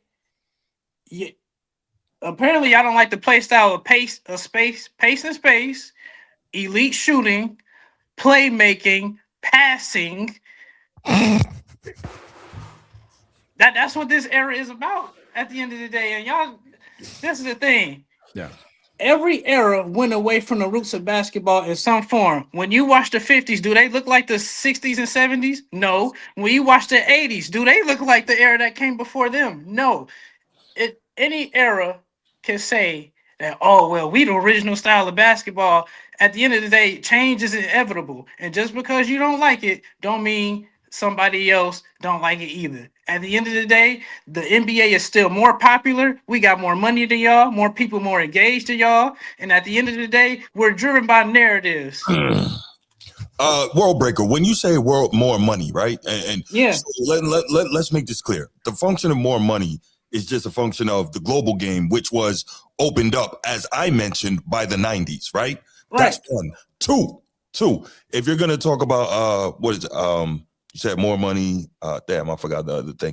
Oh yeah, you said the game is more popular now. You said that, right? Yeah, it is. It's okay, not even close. Okay, cool. Then why is it the most watched game of all time was in 1998? The most watched NBA game of all time was in 1998 when there were less people on Earth and less ways to watch it.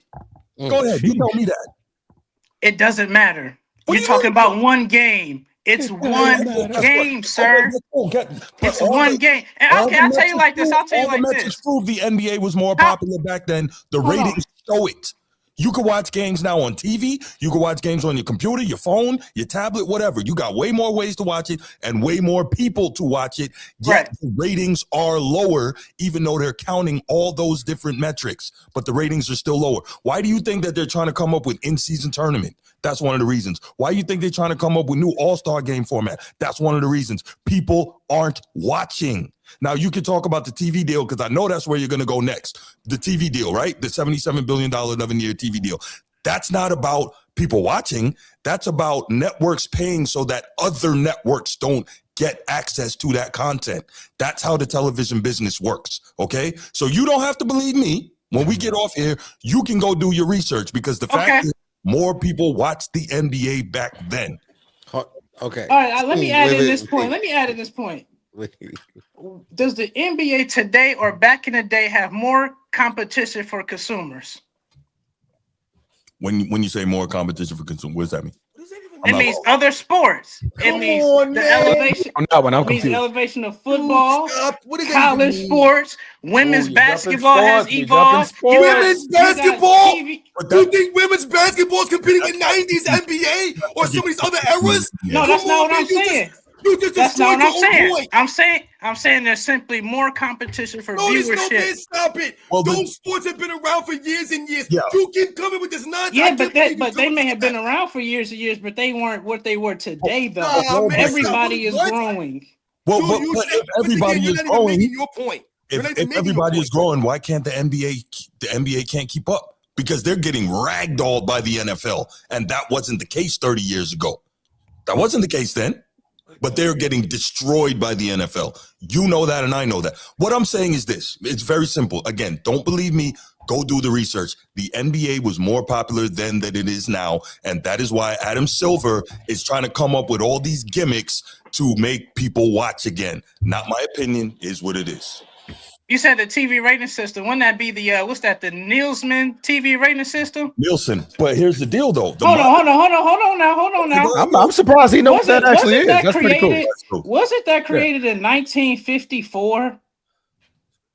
The way y'all consume content in the 90s and prior is not the same way we consumed it today. The TV rating system is outdated. This is why they don't use the TV rating system. Okay, hold on. Wait. If nobody is watching basketball, why would they pay $80 billion for a product nobody's watching if they didn't get a return on it? That makes no sense. You're talking about numbers and revenue. We're talking about popularity of the league. Listen, the most popular player right now is still Michael Jordan. He don't even freaking play. You sound insane making this argument, man. The more people are wearing his sneakers right now than any of your current player sneakers. You sound insane. You're talking about stupid numbers on a freaking TV and some nonsense revenue. He brought it up first. No. That's not popularity. You're so close to the league, LeBron James. When he goes out in public, he gets booed. They never booed Larry Bird. They never booed Magic Johnson. They never booed Michael Jordan. Are you serious? You know what I love about this? You know what I love about this? Hold on, Warburger. Before you go, they boo him. Before you go, I do want to ask you a question. Yeah. So you said the TV system, the TV rating system is outdated, right? Yes. So your era has a game in the top 10 most watched by that era. You want to throw that out too? Yes. Wait, hold on. You judging Chris? Hold on, Chris. Don't throw nothing out there. Yeah, you throwing nuggets. That's not fair. Okay, but I only had one day though. Come on, man. I only had one day. Why y'all beating up on my boy, man? Y'all relax. Hold on. Somebody in the chat said that Michael Jordan sneakers aren't selling no more. My wife just tried to get me the Gamma Jordan 11s for a surprise Christmas present. And she gonna get them joints? What you mean they ain't selling? What world you living in? Michael Jordan sells coast to coast worldwide. The hell, where you at? Hey, Robin, on another note, anytime you need Jordans when they come out, I'm in an area. Talking about these Gamma 11s? Rob? Look, hey, Robin. That's what we doing? Hold up, you talking about these Gamma 11s? Robin, I'm in an era where nobody likes Jordans over here. So the store, I ain't even open the box yet, bro. I ain't even gonna bother. By my house, they always got Jordans on the shelf. And can we also talk about how they calculate the TV ratings under the Nielsen TV rating system? Can we talk about the ratings? World Breaker, you have a good point about the Nielsen ratings, right? But if you say they're outdated, you're forgetting one part. You know that today they also tabulate all the digital ratings, all the ratings for mobile devices, all of that, right? Not the Nielsen TV rating scale. No, what I'm saying is when they do the NBA ratings, they count all of that stuff because they want to be able to push those numbers to the TV, to the advertisers and whatnot, and say, hey, this is the amount of people that are watching. They tabulate and calculate all of those different rating metrics, right? And still, the NBA was more popular then. This is what I'm trying to tell you. More people were watching then, and there were literally less people to watch. There were literally less devices on which to watch it. So this is what I'm trying to tell you. But you're making a faulty argument because I get it. You want to rep for your error. We all want to rep for our errors. Yeah. Understood. But your argument is faulty. So I'm just telling you, go back to the drawing board with it. I just want to, correct Robin. My fault. But you were wrong on one key thing. I'm never wrong. Now let me ask the question again. What did you say? Who's the leader in sneaker sales? You said Jordan right now? I said someone said that Jordans don't sell, and I said I tried to get them joints, and them joints sold. Okay. I thought I heard you say something else. This ain't got nothing to do with I also tried to get a Michael Jordan jersey on Mitchell and Ness, and all of his jerseys were sold out. All of them joints. Or you ain't getting them for no less than $300.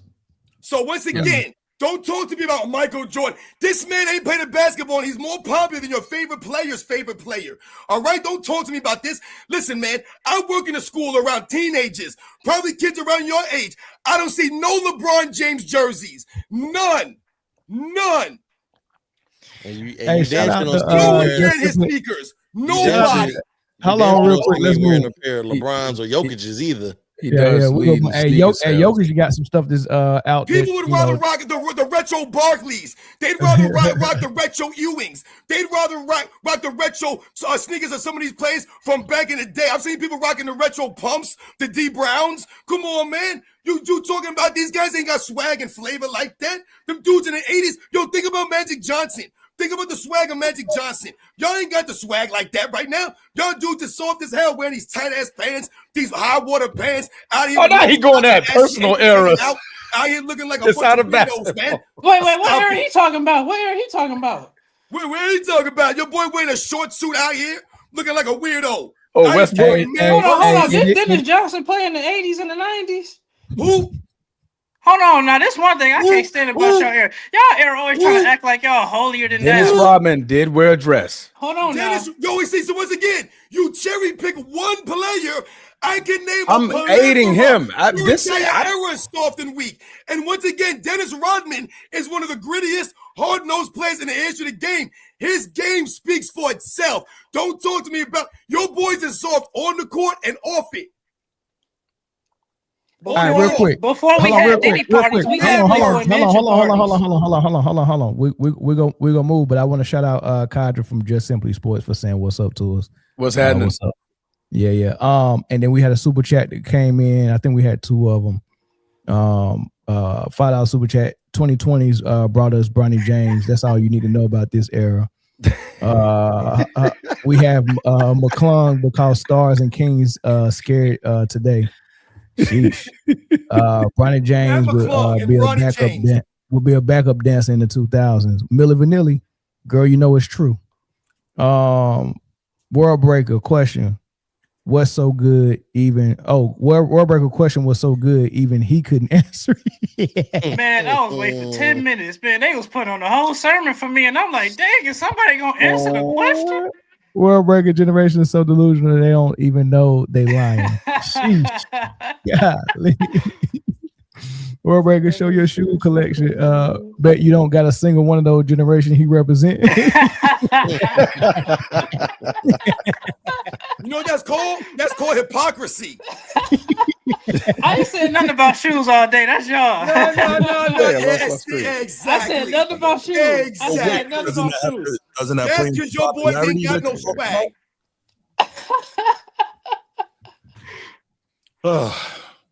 All right, Mel, what's next? All right, y'all tell me why y'all got why your era produced the best players, the best coaches, and the best dynasties. Well, seeing that I didn't get the chance to speak at all for the last go round, I guess I'll go here first. Yeah. All right. The 2000s, you said best coach. Boy, it's hard to pick one. You want to pick Phil? Or you want to pick the most winning percentage coach of all time? That is Mr. Greg Sir Popovich. You can't even say the name no more because it's now El Jefe. You talk about one of the greatest dynasty runners in NBA history. From 1999, and he kept competing all the way to about 2014, winning title after title after title, sustaining run after run after run, winning season after winning season after winning season, handing off Duncan Robinson Duncan Robinson over to Tim Duncan and getting Manu Ginobili. That's why I'm messing up. I'm saying Tim Robinson. You confused Duncan Robinson and Duncan Robinson is a far cry from David. That might be a point, Transformer. A point of a name mistake? I didn't get the information wrong. See, now you cooked me early when I couldn't remember the team. That might be a point, Transformer. But listen, you had, like I said, the greatest coach in winning his history, right? Revolutionizing the game of basketball. Yes, it wasn't sexy, but it was fundamental. And it got the job done every single time. You talking about Phil Jackson. Not only does he have ties to the 90s era, but he came in the early 2000s and won him 3 championships. He had to come back for the Lakers and for Kobe to get to the finals 3 consecutive times again. That's sheer dominance when you talk about the coaching aspect. You want to talk about the most diverse players to understand certain systems in a 10-year time span. We went from the post-dominant big ball with Shaquille O'Neal being the head honcho of that. You also have the fundamental system that Greg Popovich institutionalized for the San Antonio Spurs. Let's just go to the defensive first mentality of the Detroit Pistons, who took out an 04 Lakers team that had Kobe, had Shaq, had an old Gary Payton, had a Karl Malone. You're talking about a team that was just pure defense that just found a way to get it done. You want to talk about the ISO ball and the shot creation when it came to guys like the Allen Iversons, the Tracy McGrady's, the Kobe Bryants, and then you insert guys like the Melos that end up getting drafted in 04 and 03 and started making those runs and making those ISO moments the biggest keys of basketball. You talk about the early space and pace in which the Phoenix Suns just want to run and gun all day, creating what paved the way for the 2010 era and the run and gun basketball that the Golden State Warriors so happen to adapt to win their multiple championships by going small ball and running you off the floor. You want to talk about the mix and match skill man big set when you want to talk about the Dallas Mavericks and Dirk Nowitzki. Yes, he wasn't the most athletic, but his skill set got it done. You want to talk about diversity? You are looking in the 2000s where all of that happened for those types of champions. You're talking about coaches who revolutionized the game. You're talking about coaches that had the winners record in this era. You're talking about the most systems completed in championship games in championship finals history in 2000. You want to talk diversity? You want to talk parity? That is the 2000s. It ain't just one way. We can do it anyway. Godspeed. Did you write that down? Well, I don't like writing. That was off the dome. Yeah, I don't like writing things down. I'm a freestyler. Damn, you like that? Yeah, I do this. I'm sorry. I'm Not gonna lie, sorry. that was good. That was good. All right. So we'll take it to the 90s. That's a tough act to follow, Transformer, but I'm gonna do my best. So we're talking about great teams. Obviously, you have the 2-3-peat Chicago Bulls with a number of the top 10 teams of all time in those 2-3-peats, right? Obviously, we can make a pretty fair argument that the number one team of all time were the 72-10 96 Bulls. But we also have to talk about those back-to-back 94-95 Houston Rockets. Then we can talk about the beginning of the Spurs dynasty, which Transformers so ably mentioned just now. At the end of the 90s decade era. With at the end of the 90s era decade with Tim Duncan and David Robinson. But we have to go back to the beginning of the era as well with the Bad Boy Pistons, who were finishing up their dynasty, their back-to-back, and their second title in 3 straight finals appearances. So you've got great teams. You've got great players. You've got Magic finishing up his legendary career. Larry Bird finishing up his legendary career. Isaiah Thomas finishing up his legendary career. Obviously, Michael Jordan, the greatest of all time. Hakeem Olajuwon stamping himself into a top 10 player, a top 5 player for me personally, right? We have Gary Payton doing something we've never seen before or since, a point guard winning Defensive Player of the Year. Actually, Marcus Smart, pardon me, but the first point guard ever to win Defensive Player of the Year. We have the number 3 all-time leading scorer in history in Karl Malone, dominating. We have the number 1 all-time assist and steals man in John Stockton.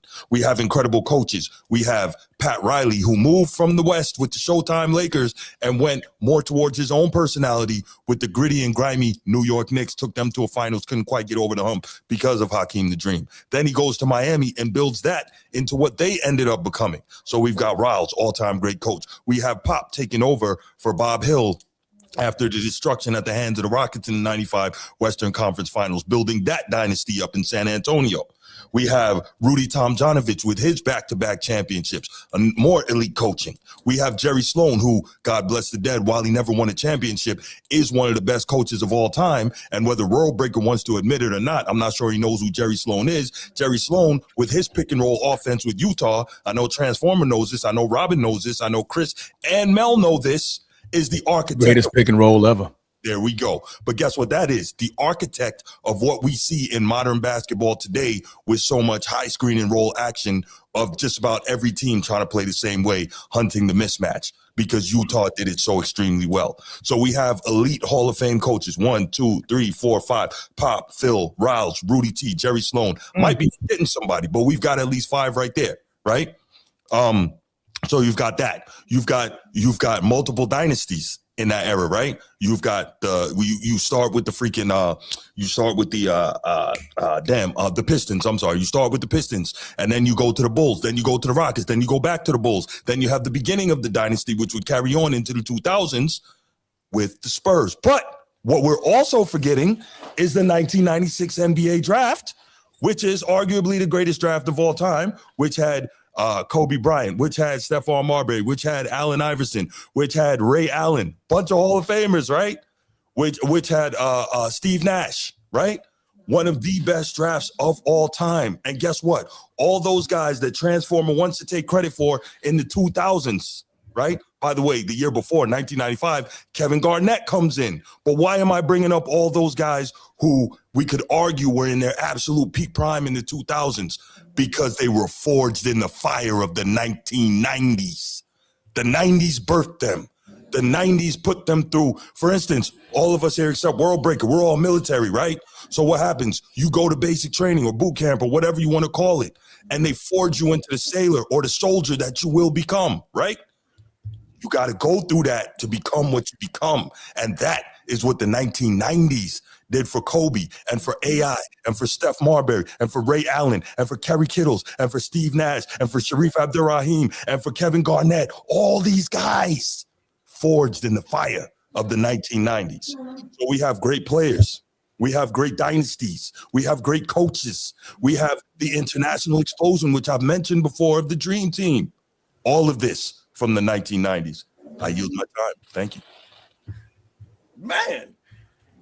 Yo, you know what's funny? I guess I'll use my turn since my man World Breaker dropped out.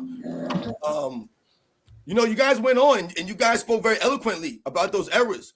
Neither one of y'all really, talked about rivalries, because when you think about rivalries, great point. You think about the 80s, man. You think about Bird and Magic. You think about the Celtics and the Lakers. But not only the Celtics and the Lakers, man. You think about the Celtics and the Sixers, which was a huge rivalry that people forget about.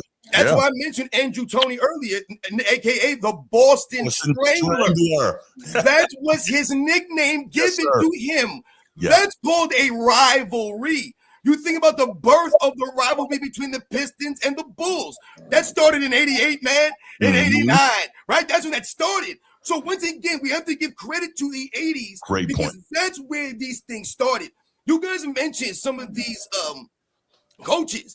You guys mentioned Greg Popovich, Phil Jackson, absolutely. What about Chuck Daly? When you think about Chuck Daly, and no one mentioned Chuck Daly. That's a good one. I want you guys to think about Chuck Daly. He did something that Phil Jackson never did, that Pat Riley never did. Once again, shout to the 80s, Pat Riley. Something that Greg Popovich never really had to do. Chuck Daly took the Pistons from the bottom to the top. Sure did. Before he got there, they had never even made a playoff. Not with Isaiah Thomas, not with Bill Laimbeer, not with Kelly Tripucka, not with Vinny the Microwave Johnson. When Chuck Daly got there. So Phil Jackson got to the Bulls when they were fresh off an Eastern Conference Finals trip, right? Phil Jackson came to the Lakers with Kobe and Shaq. Did he not? He ain't take no team from the bottom to the top. He's an all-time great coach, arguably the greatest, but he never did that. Greg Popovich came to the Spurs. David Robinson goes down. They draft Tim Duncan. The rest is history. He never take no team from the bottom to the top. Chuck Daly was the dream team coach. That's right. Chuck Daly was that dude. Rest in peace to Chuck Daly. So once again, we talk about the rivalries, man. The 80s had rivalries, man. You had competitiveness. Like I said earlier, when you won a championship in the 80s, it counted, man. I like it. Not because I did mention the rivalries in my opening salvo, right? But So we're talking about dynasties. Coaches, players, dynasties. Okay. Why did your era produce the best coaches, players, and dynasties? I don't think you said dynasties for when I went. You didn't mention dynasties. But go ahead. Yeah, that's why he threw me off when he started talking coaches. I heard dynasties and teams. Okay. It was all three. Okay. I'm gonna try to take it a different angle because I think you guys have to. Systems. You had said systems and stuff like that. You said different kinds of things that teams were running. Yeah, I know about the teams and coaching styles and coaches and players. I know about dynasties, but no, it's all good. Go ahead. Okay, go ahead, I think my era is not to be judged by dynasties because the era we coming up in, they look at dominance as a weakness in the sport. Just as I mentioned before, in the 2010s, the complaint was we tired of the Spurs and the Heat. We tired of the Warriors and the Cavs. We tired of LeBron going every year. The NBA listened to the complaints and they made it harder to not only assemble great teams, but to keep them together. The era may not have dynasties, but it is the most difficult to dominate in from a team perspective of winning. I'm done. Yo, listen, man. What you got to say? Robert, you gotta let that man finish. Let that man finish. Ahead, no, this is open forum. Y'all ain't gotta let nobody finish. I don't know what y'all been doing. Yeah, it's been open forum the whole time. We just here if it get a little too out of hand just to bring some order. But this is just it's a harsh truth because that's how people look at it today. What do they say about Michael Jordan in the 80s and all these players? The first thing they say is, well, how do we know if great players from your era could win outside of their environment? How do we know what happens if y'all split up? And I'm not saying it's right or wrong. I'm just saying this is how people view the sport in our era. And the NBA has no choice but to give us parity, to give us trades, to make it harder for people. Hold on. I'm gonna let you go. I just want to say one thing. Yeah. When you talked about, why people complain about the dynasties or the matchups between the Cavs and the Warriors. Right. What you're missing is why were the Cavaliers there? Why would the Cavaliers keep going there? Didn't LeBron James go back to the Cavaliers with Kevin Love to team up with Kyrie Irving? So what we're saying is you're missing the bigger picture here. Mm-hmm. They didn't just weren't there because they were so great. He stacked the odds to be there. So he took away from the New York Knicks and the Chicago Bulls and the Indiana Pacers and the Atlanta Hawks. He took away from the competitiveness. You talked earlier about the popularity of the game. You talked about rivalries in the dynasties. The 80s had the biggest dynasties and rivalry, the Celtics and the Lakers. That wasn't bad for the game, though. It was good for the game. Right, but it's a different group of people, though. The same things that satisfy you in the 80s don't satisfy the same people in the modern era. It's not about me. It's not and me. At the end of the day, the league was lifted up. The league was lifted up, my man. But it's a different group of people, sir. This is the 2020s. We're not like you. We like different stuff. The league was lifted up. It was lifted up. What are you talking?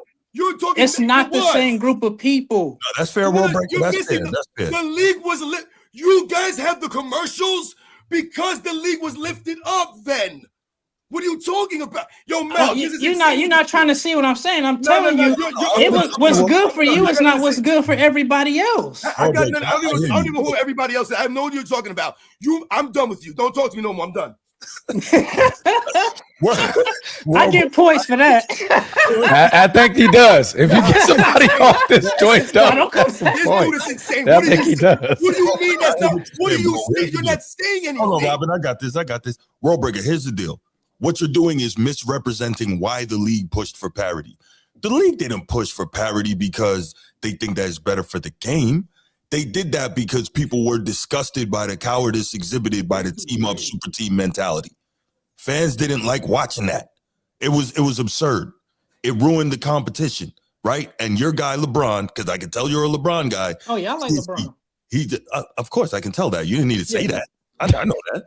But the way he moved really destroyed competition in the league for a long time. Right. So not only was it that with the super team up mentality, it was the fact that he being the biggest cash cow was also constantly losing.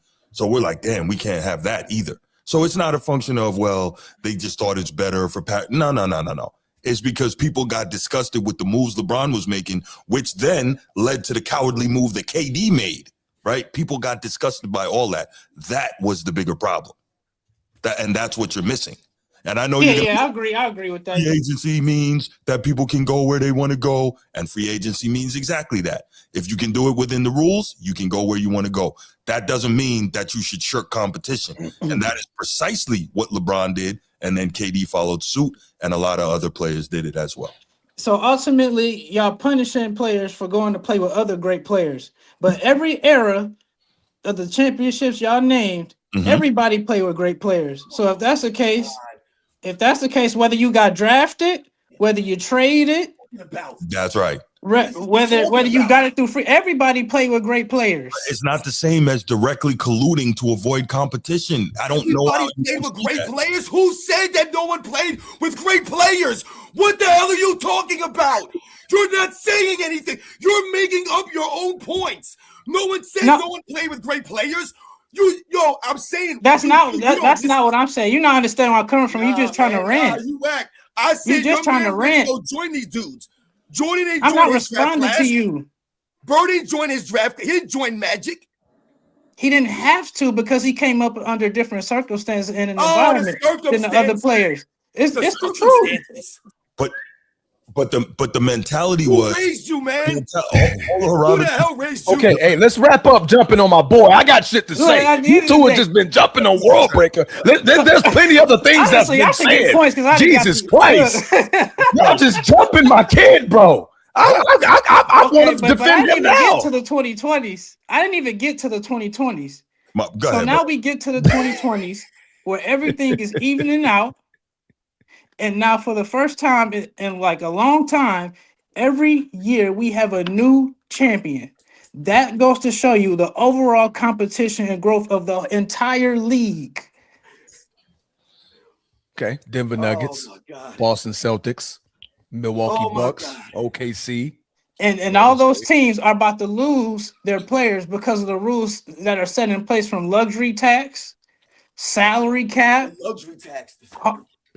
you got to be under the apron now. It's way harder to build Why is the dynasties. apron there? Because these guys be finagling the rules and load managing, man. Why do they have all these gimmicks around the league right now? Why do they have a 65-game minimum? Why do they have all these guidelines for flopping? Why do you have an in-season tournament and a play-in tournament? Why do you have all these gimmicks? Because the league is weak. I don't even understand what you're talking about. That's your opinion, but at the end of the day, those they are the fixed facts. it. They have them. Those were instituted. That's not my opinion on this. Okay, give me an example. Give me somebody who's load managing. Oh my God, I'm done. Just give me an example, and I'm gonna tell you why he's low. Because I want you to say Joel Embiid. I want you to say Joel Embiid. He said, "Who's load managing?" When the NBA came out with a guideline because they're load managing. Just give me the player, dude. Mel, you want to do Joel Embiid? The chat, everybody in the chat. You put the load managers in the chat. Put them in the chat. Well, World Breaker, come here. Yeah, they came up with a listen. 65 let me say something real quick, Rob. Everybody's load managing. Why? Coaches are also making them load manage now. You're right. They don't all have a choice, but I want to know what players he talking about because I've heard these conversations. Somebody say, "Well, Joel Embiid, Kawhi he's Leonard, load managing. Does he not have a history of injury? LeBron James. Does Kawhi load manage? Is LeBron James not a sciatic nerve injury? Did he not have a history of injuries? His entire career, kid. Who? He's been low managed his entire career. LeBron James been low managed his entire career. When was the last time LeBron James made an all-defensive team? 2016. You weren't even born yet. No. That don't have nothing to do with low managing, though. That's exactly why. Because when you watch him, he's doing this. That's not defense, my man. How many times you watched the game and the Lakers are playing 4-5? Where's LeBron James? I don't know. You don't know. No one knows. Okay, but are we also talking about that players are injured more than ever before, and that's a problem now? They're low managing for a reason. Go do a pull-up right now. I dare you. Well, he's younger. How did Larry Bird's career injury? He's a kid, man. Larry Bird lost his career to a back injury. A back injury. These injuries that these players are coming back from, y'all couldn't dream of coming back from. Oh, really? ACL. Really, Roll Breaker? You saying that? Okay. All right. No. Hey, listen. I got you, Transformer. Y'all have been constantly jumping on this man. Can I say something? Because he's here lying. You was talking that trash before we came on here. You was going to get into it, and now you want to start.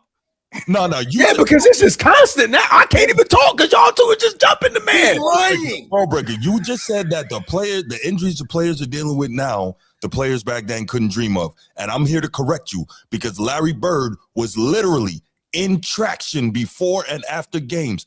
In traction before and after games. You've heard about how Larry Bird had to lay on the floor because his back was messed up, couldn't sit on the bench, but he was still out there handing out work. Don't do that, World Breaker. Don't do that. Do your history before you come in here just saying stuff. I know you're spouting your talking points that you hear.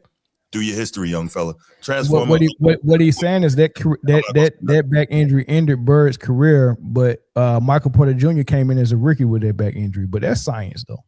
Science is better. Okay. With the players. The last 10 minutes You just put a Michael has Porter been Jr. with Larry Bird. cooking World Breaker by the 80s and 90s. Honestly, in the 2000s, just because I got we back here chilling. 2000s back here chilling. Why? Because I just got one point to make because Bruce so adequately put up in his soliloquy.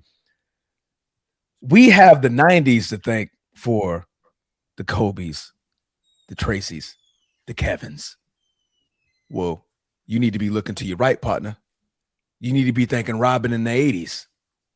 Because the same thing could be said about Michael Jeffrey Jordan, Hakeem Your Dream, David Robinson, Clyde Drexler. Those players were drafted when, Bruce? The 1980s. So I don't know how you were trying to make that a point against me saying that you forged from the 90s when the GOAT was forged from the 80s. And that's your era. Care to explain? Why do I get attacked when you can't even acknowledge that the fact that they were forged in Robin's era, not yours? battle tested, groomed. Right? Those are the words that you used. I was just saying I didn't attack you. I felt disrespected, Bruce. Made a statement. Are you easily aggrieved, Transformer? I am. Because you made it seem like, oh man, you thank the 90s? Yeah, I mean, well, for the greatest GOAT of all time, you need to be thanking Sir Robin over here. So look to your right and say thank you. Thank you, Rob. See, you just mentioned the 84 draft. That gives me another point for the 80s. Yeah. Hey, so this the last topic for round 2, and then y'all can close with y'all closing statement. I do want to remind y'all that the winner is going to go home with all the super chats and all the cash apps that come in. So far, it's close to $100.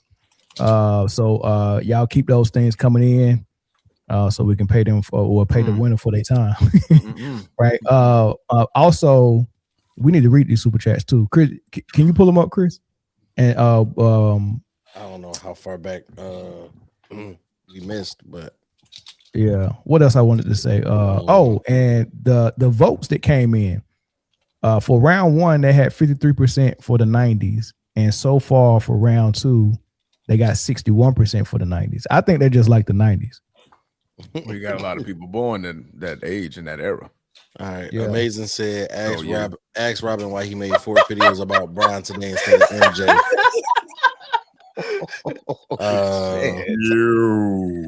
That's tough. Wolfio said Phil raised the bar with 3 3-peats. No one has come close since.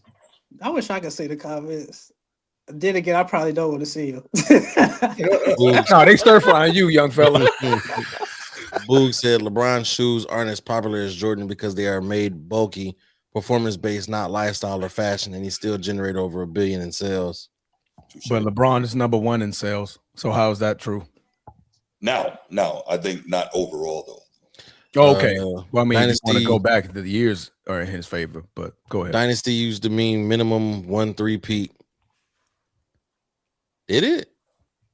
No, that's not Dynasty. No, Dynasty was multiple championships in a short year time span. In a set of time, yeah. Let's not forget the media had to lower the standard so the current generation has a chance to compare. Or continued like sustained excellence over time. Right. Yeah. Don't So forget like the Spurs, like they didn't 3-peat. Don't forget the college coaches that help mold the grades that these kids nowadays don't use. WB, your generation don't have a single dynasty. Hey, but I explained why though.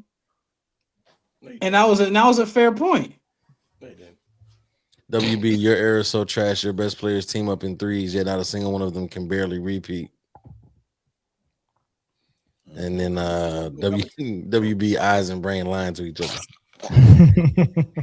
Y'all gotta stop cooking my boy, dog. Y'all cooking. Hey, so that's it for round 2. I already scored mine. Listen, Rob and Transformer was neck and neck, but Transformer missed a segment where he didn't jump in. So I have Rob with a first place finish there, Transformer second. Bruce, how is that my fault? Y'all moved on. You didn't jump in. I mean, it was open forum. What am I supposed to do? How can I grade that? Man, I need to get points. It was 2v1. Come on, gang. You were in last place for this round. Bro, 2v1. Man, I ain't seen nothing to you for like the first 40 minutes. Listen, actually, after 2 rounds, I got Bruce slightly in first place, and I got a straight up tie with Transformer and Rob, and Warburg is in last place because you had a last place finish and a second place finish. Rob had a first place finish and a fourth place last place. So first and fourth. So on Cook ain't no coming back. I mean, it's gonna be depending where you place it with your closing statement. You're gonna have to throw a Hail Mary. Yeah. It's gonna have to be a knockout. You need a knockout. And don't send this to the judges.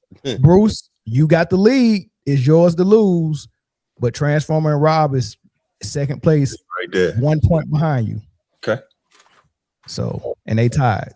So, but you know, if y'all end up tied, then you got the votes in the chat, and then we got to see what Chris got y'all ranked at. But let me pull this clock up. 2 minutes closing statements. Run those super chats up, y'all.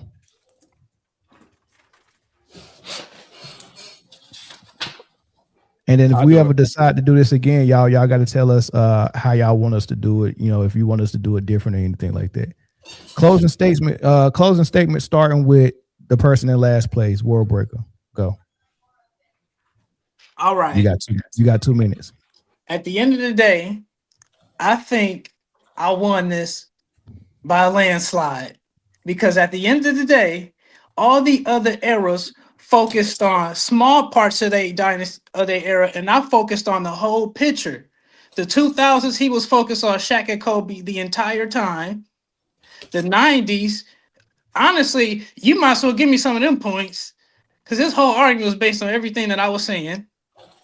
In the 80s, as I said before, yes, y'all were the beginning, but the beginning don't matter unless somebody continues from what started. This era, at the end of the day, is the most popular, the most competitive, and the best engagement of any era. None of us exist. This is not possible in any other era other than the 2020s, where if you don't like it, you have an opinion. If you love it, you have an opinion. And at the end of the day, that's how the game grows. You got 55 seconds. I thought you gave me the cutoff.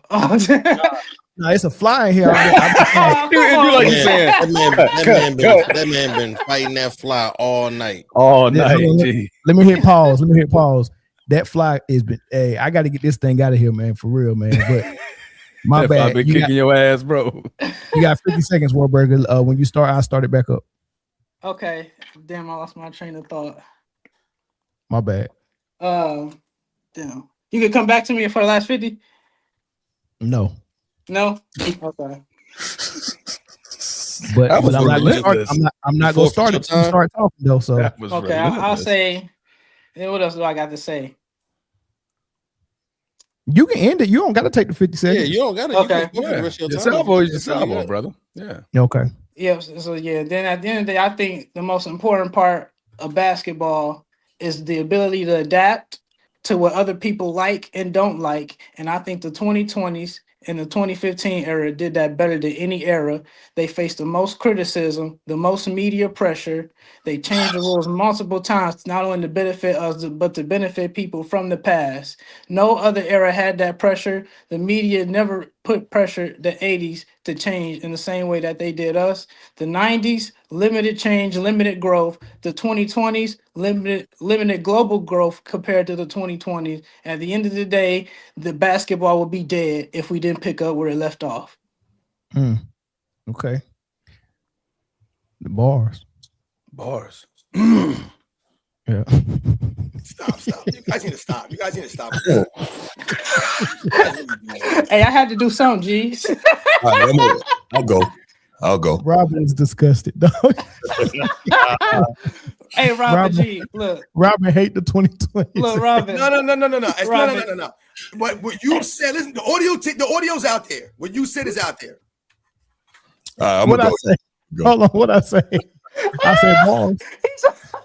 No, he's talking about World Breaker. Hey, you said throw a Hail Mary, and I threw one, G. Right into the stands.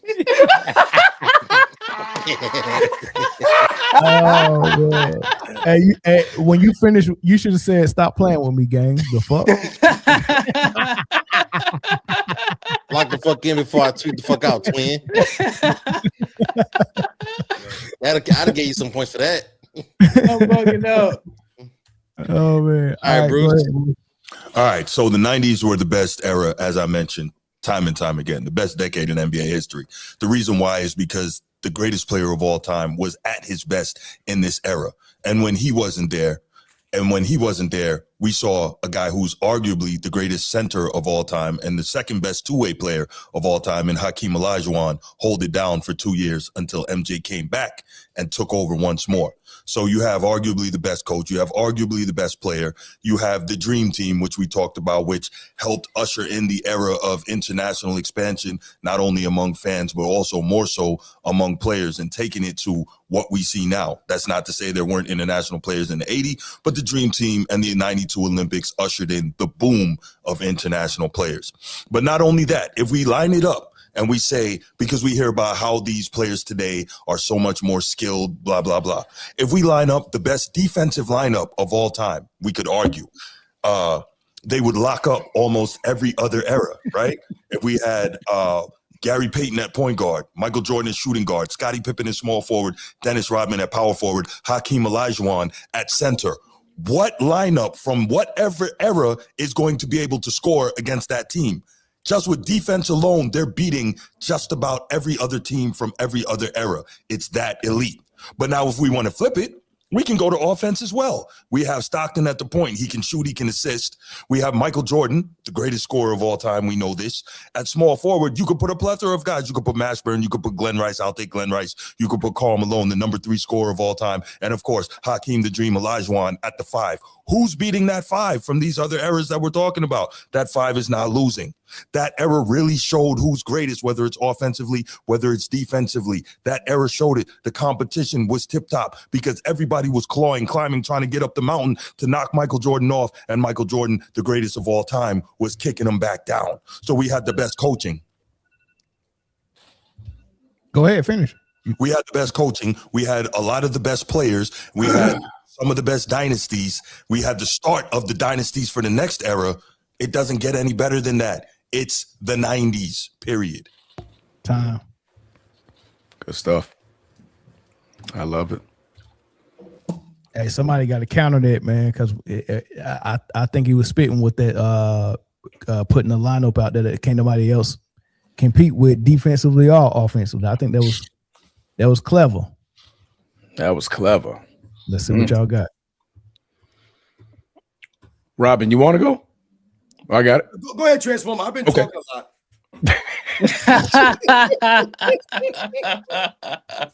Yo, I love this dude, man. I love this dude. New York. Hey, y'all finna make me start a channel. Do it, World Break the real talk, man.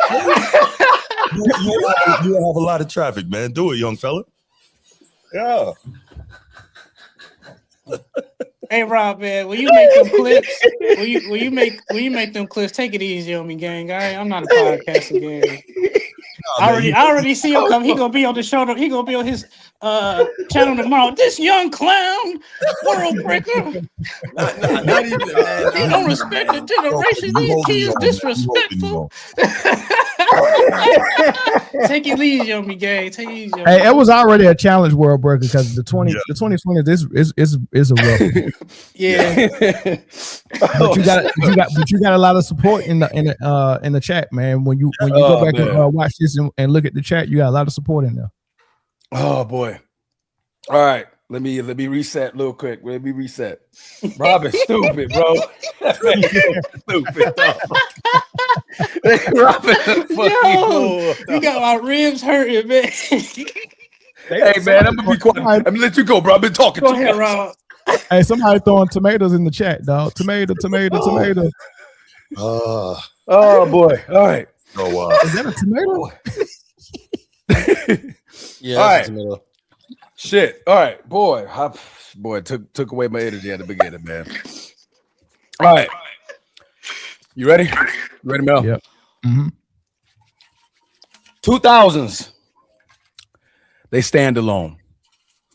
When you want to talk about the best balance, I gave you no further than the examples of the different type of ways you had multiple types of champions, from defensive efficiency to offensive efficiency.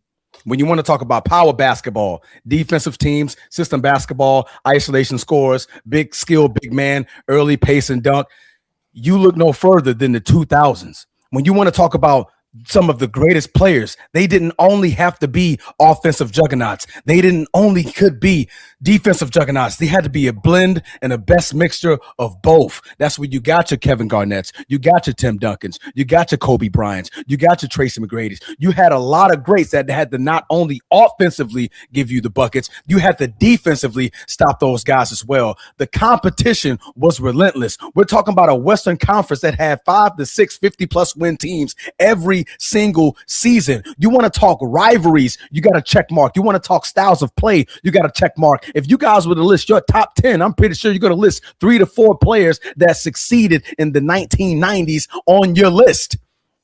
On your list, and your top 10 survived and conquered in the 2000s. The winningest coach in NBA history conquered in the 2000s. So when you want to talk about the skill, physicality, coaching, rivalry, and competition, you want to talk about a blend of the best of the 90s and be giving birth to whatever comes out of the 2010s, and Lord knows, not the 2025s, but you want to look at the 2000s.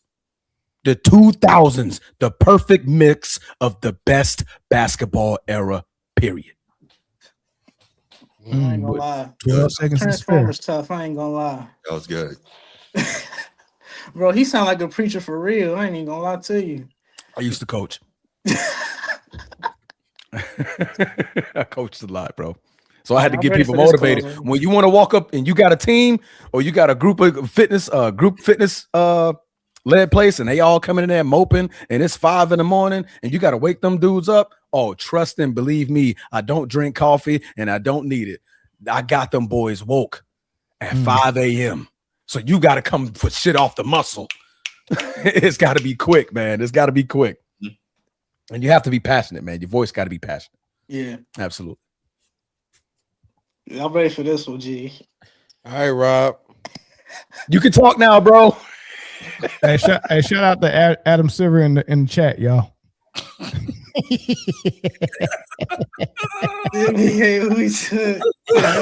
That's funny. That's funny. Thanks for stopping by, Kamish.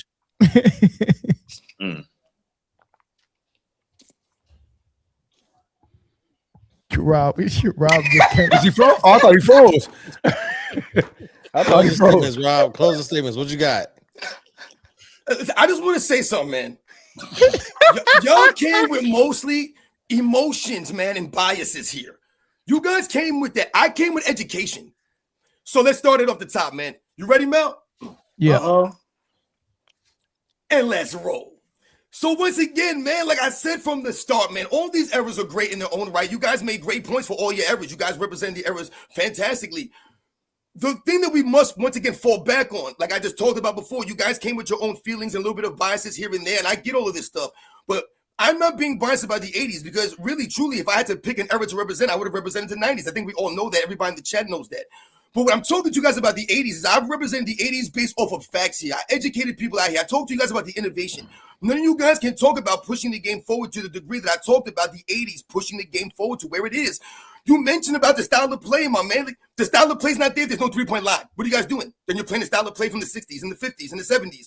So we talk about the style of play. It's all from the 80s. If they failed to adapt to that game, to push that game forward, once again, that's what it was. Magic, Bird, the other great players. I talked about the crossover. You mentioned some of the plays in the 90s, right? And the great centers. And we talked about that being a renaissance for centers from 1965 to 75. You can argue is the greatest center era of all time versus the 1985 to 1995 era, and the plays are in that mix, man. So when we talk about the dynasty, we talk about the crossover, the Hakeem Olajuwons, right? The Kareem Abdul-Jabbars, the Moses Malones, right? The Patrick Ewings. These guys played in the 80s, right? We talked about the draft class. People argue that's the greatest draft class in the history of the game is in the 80s. So the crossover's there. I talked about the lineage between Dr. J and Michael Jordan. There's no Kobe Bryant without Michael Jordan. There's no Michael Jordan without Dr. J. There's no Dr. J without Elgin Baylor. So the lineage that we've seen there going down, once again, it manifested itself in the 80s. Like I said, those guys showing up to do the dunk contest, not some second-rate guys, not the second guys on the bench, the sixth men. The stars were out there competing against each other. That's why it mattered. That's when they instituted this stuff, the three-point contest. You saw the stars going out there, competing in these kinds of things. The competition in the All-Star game alone. Guys were fouling out in the 80s in the All-Star game. They were playing defense. This is what you had during those eras. So I talked about someone like Chuck Daly, and we mentioned some of the great coaches, Mike Fratello, Lenny Wilkins, Don Nelson, some of the great coaches, Casey Jones, right? I mentioned Pat Riley earlier.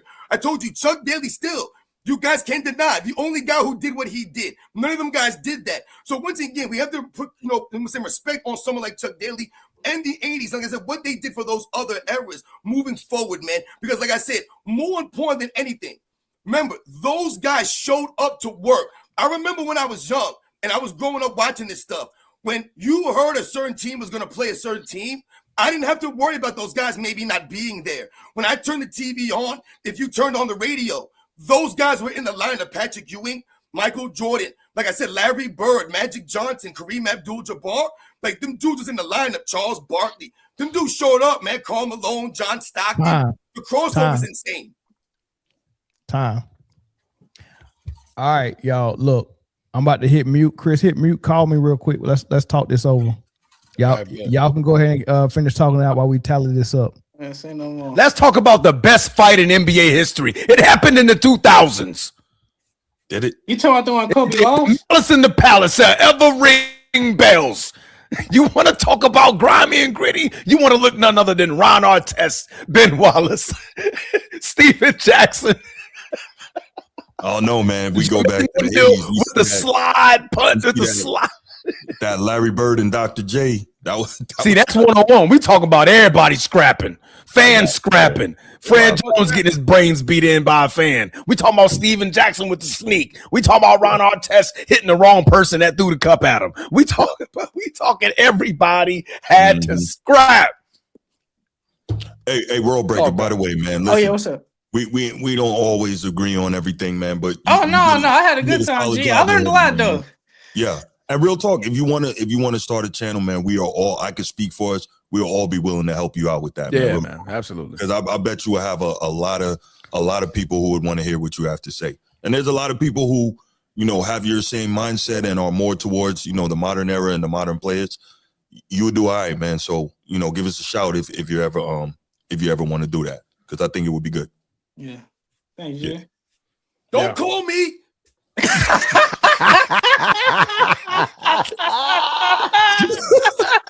Hey, Rob, you gonna be the first person I call. Man, Rob, man, I need you to get on the show, bro. I'm logging off, man. I'm logging off.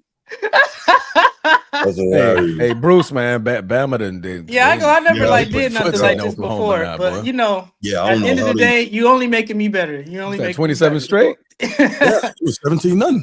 Yeah, it was 21-27 straight. Yeah. Out there, Oklahoma. They had it again. Oklahoma. I call them that. You ain't lying. Oklahoma. 50 out there performing. What? Yo, shout out to everybody in the chat, man. I appreciate everybody in the chat, man. You guys, coming through. Like I said, this is a great topic, a great live stream. I had a great time with everybody out here. Shout out to everybody in the chat, man. I see you guys out there. Yo, we sitting here talking. I totally forgot the chat was listening to. Yeah, I can't even see the chat. Because typically, we're trying to interact with the chat at all times. Right. But I got to focus on what you saying, then what Rob's saying, then what World Breaker saying, and I'm like, okay, now I got to remember my key points, take away your points, rebuttal your point. I'm like, bro, that's tough. That's tough, Joe. Yeah, you see, that's why I said I think if I had more than a day, it would have been a little bit. I'd probably been a little bit more prepared, a bit better. It's kind of hard to prepare for 3 people in one day. Walk into the Lions den, man. But you're gonna walk out still living. So we're also older, so we've been through, a lot of so many debates, so many arguments. Yeah. We originated in the barbershop talk. All this originated in the barbershops. So back when you used to get chopped up, boy, you had 50 dudes, 40 of them ain't even getting a haircut. 4 of them he said he didn't get a haircut all week.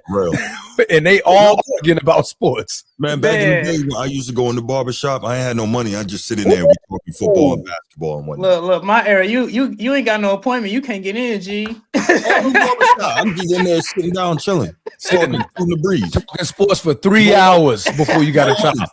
Can't even get cut.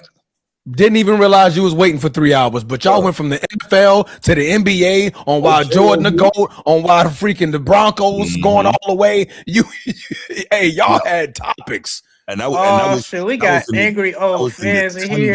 Haircut days, I know he gonna clip me. You said what? Shout out to my man AOH. I saw AOH. He was in there? Yeah. Who? That's what's up. Angry Old Hoops. He was? Yo, Angry Old Hoops be bugging. That dude is hilarious. Man, look, he the perfect example when I say, even if you hate basketball today, you can make money talking about it. Because, oh my God. Nah, I think Angry Old Hoops is just a lot of times when we get called like the hater, people of our generation. I'm not. You gotta watch his videos. Oh yeah, I do. It's more I'm so. telling you, young man. Yo, he be breaking it down. It's all in your hoodie. I seen the. Now I be seeing his LeBron clips. He be having me weak. Yeah, for me, it's less hating and just the fact that we're so used to hearing so much glazing that when you hear the opposite side, it's called hating. When really you're presenting the rest that the Glazers are leaving out, and I think that's the difference. He put that right in the window, boy. He sure did. He put that right in that window, didn't he?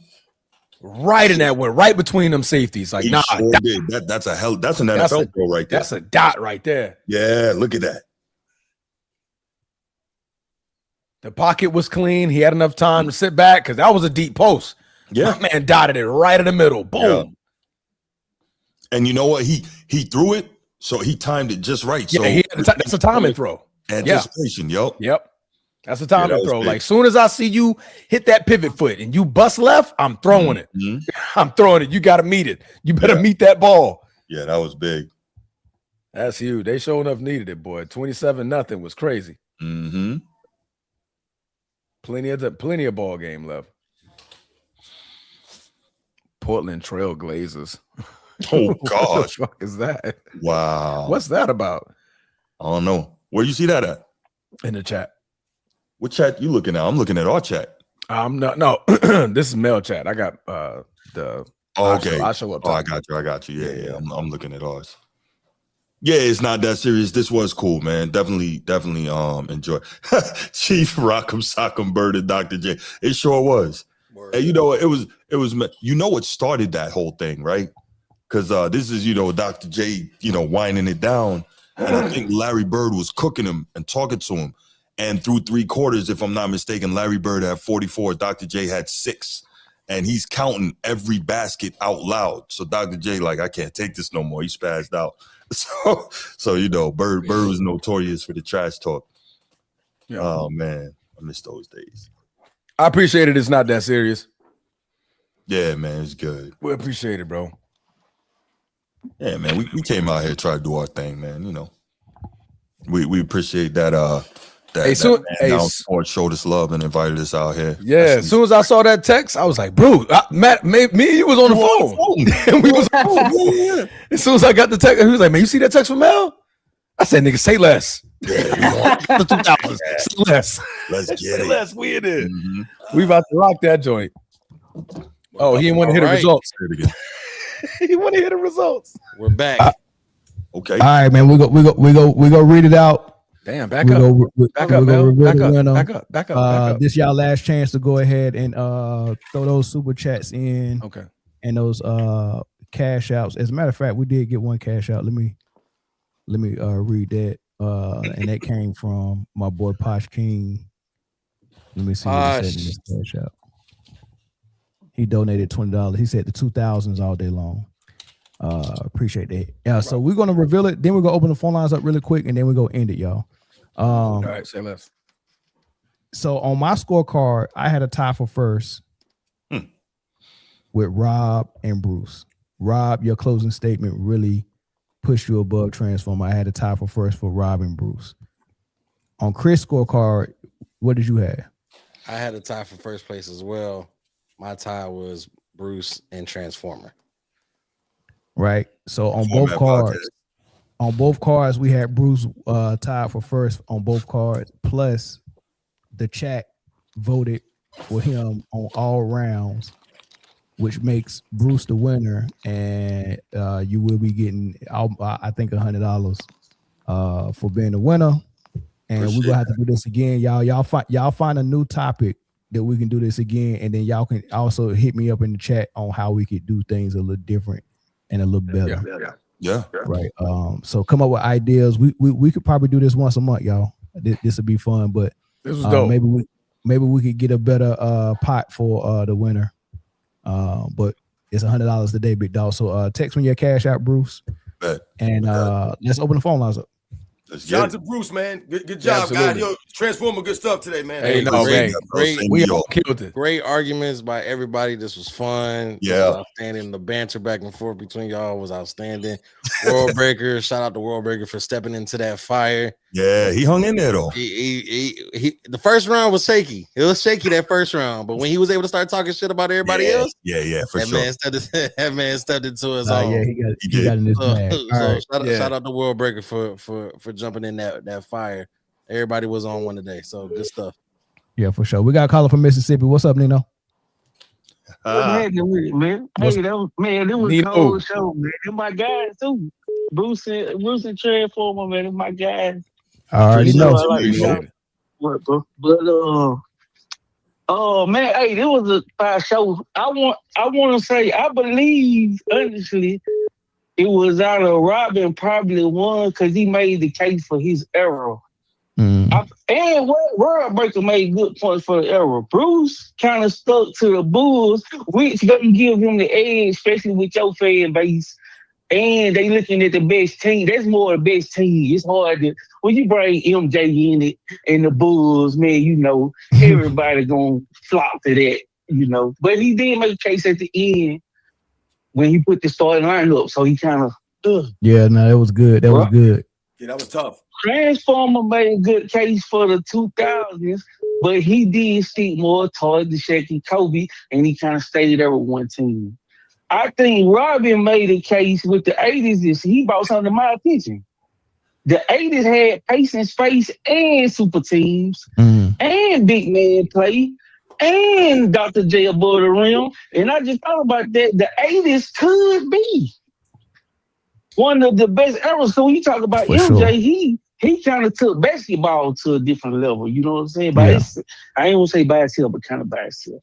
World Breaker, we gotta get in the lab, baby. The white end, we gotta get in the lab, baby. You did good for what you had. I ain't gonna lie. Boy, but hey, good show, man. Hey, I ain't gonna lie. He did good for what he had to work with. He did. All right, man. Appreciate you, man. I'm gonna take this next call. Hey, thanks. Nino. Yep. Shout out Nino. Yep, that means a lot. Thank you. Caller from DC. What's up? This Posh King? Yeah, what's going on? What's poppin', man? What's good? Thanks for the cash out, bro. Wagwan. Shout out, man. You already know. Best show on YouTube. We've been there.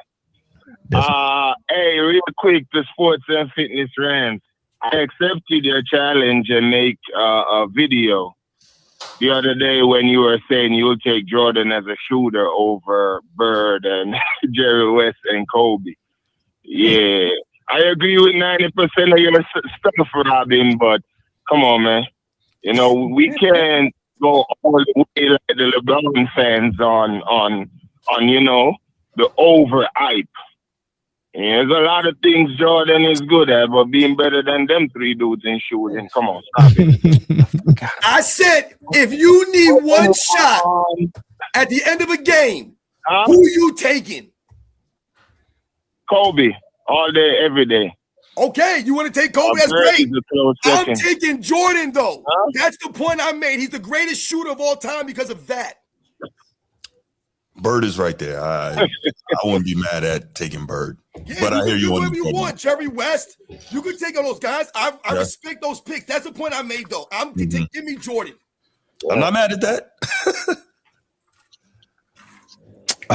Fuck. That's my damn. What else you got, Posh? That's the Posh King. For real. Thank you. Yeah, for sure. Posh, what else? Go back here. What else you got? You know, y'all hearing me good now? Yeah, I can hear you now. Posh. Hey man, you hearing me? Yeah, I can hear you. Can you hear me? All right, let me talk. I'm not hearing you all well, but yeah, it's the 2000s all day.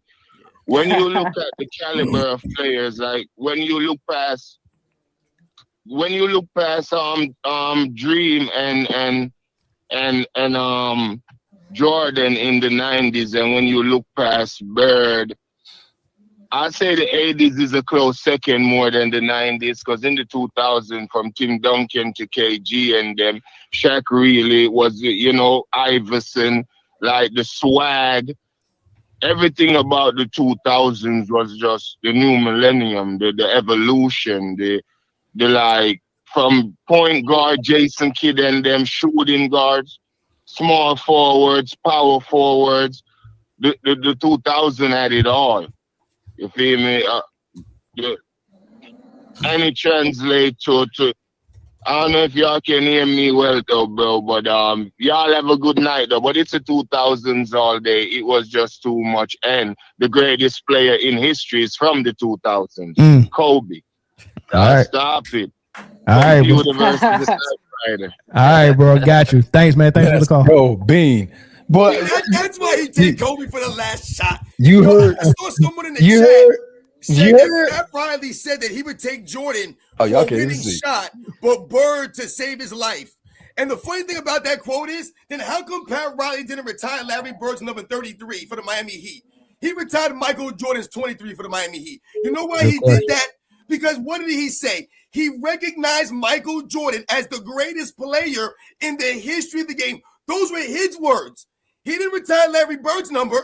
Jordan's that guy. You guys can say whatever you want. When Michael Jordan goes to that camp and Chris Paul challenged him to not miss those shots or the kids get free sneakers, and they came out with the F the kids meme, Michael Jordan's doing that. He ain't missed a single shot. LeBron James goes to China and goes 0 for 11. Caller from Illinois. Go ahead, man. Yeah, I think Bruce shouldn't have won because Bruce had the 90s, right? Bruce showed no love for Barkley, which Barkley famous commercial. I am not a role model. I am paid to create havoc on the court. He showed no love for Reggie Miller. He showed no love for Ewing. All these guys was great in the 90s too. So how can Bruce see those out? I couldn't remember them all. And not and win all these points with y'all? And me being a Kobe fan, 2000s was the best era at all, period. I don't see how Bruce won. Who you think should have won? Huh? Who you think should have won? It's a tie between Transformers and Sports Fitness. They know the deal. That's fair. Yeah, 2000. I can't argue. And, you know, when you're great, you can just be quiet. World Breaker, the answer to your question was the Dallas Mavericks, the most underrated champion ever. I don't remember what question I asked. That's why you was in fourth place. Which team faced the most difficult championship? Yeah, out of the teams we named, though. That's not true, though. No. That's the panel's fault. The Dallas Mavericks on that playoff run, even though the Lakers were 15-1, the Dallas Mavericks had the most underrated run in NBA history. Not true. I think the question was out of the. Look at the teams the Dallas Mavericks beat to get to the playoffs, and what team was the Dallas Mavericks? The question was out of the championship teams they said was the best teams of those eras. Which of those championship teams faced the hardest opponent in the finals? Yeah, that's what I asked. That was the question. It wasn't who had the hardest championship run. Yeah. And the hardest championship run was the 95 Rockets. 6 seed. That Dallas Mavericks run is up there. It's up there, but Chris, real quick, because I do this all the time. The Rockets were 6 seed, never had home court in any series. No. It's Houston. Run. It's Houston for sure. Yeah, there you go. But we gotta respect. I would say Dallas is probably number 2. Absolutely. I would say Dallas is probably number 2. I'm with you. Yeah, Houston for sure. Yeah, because I don't think another 6 seed or lower has done it. Nope. Since. They never had home court. They beat a 57+ win team in every round, beat an MVP in every round, and still the only team to ever beat the top 4 teams by record throughout one playoff run, resulting in a championship. It's easy work. It was the Rockets in 95. Yeah, but Bruce, hey, you see that comment on screen, Bruce? Bruce, you see that comment on screen? It's okay.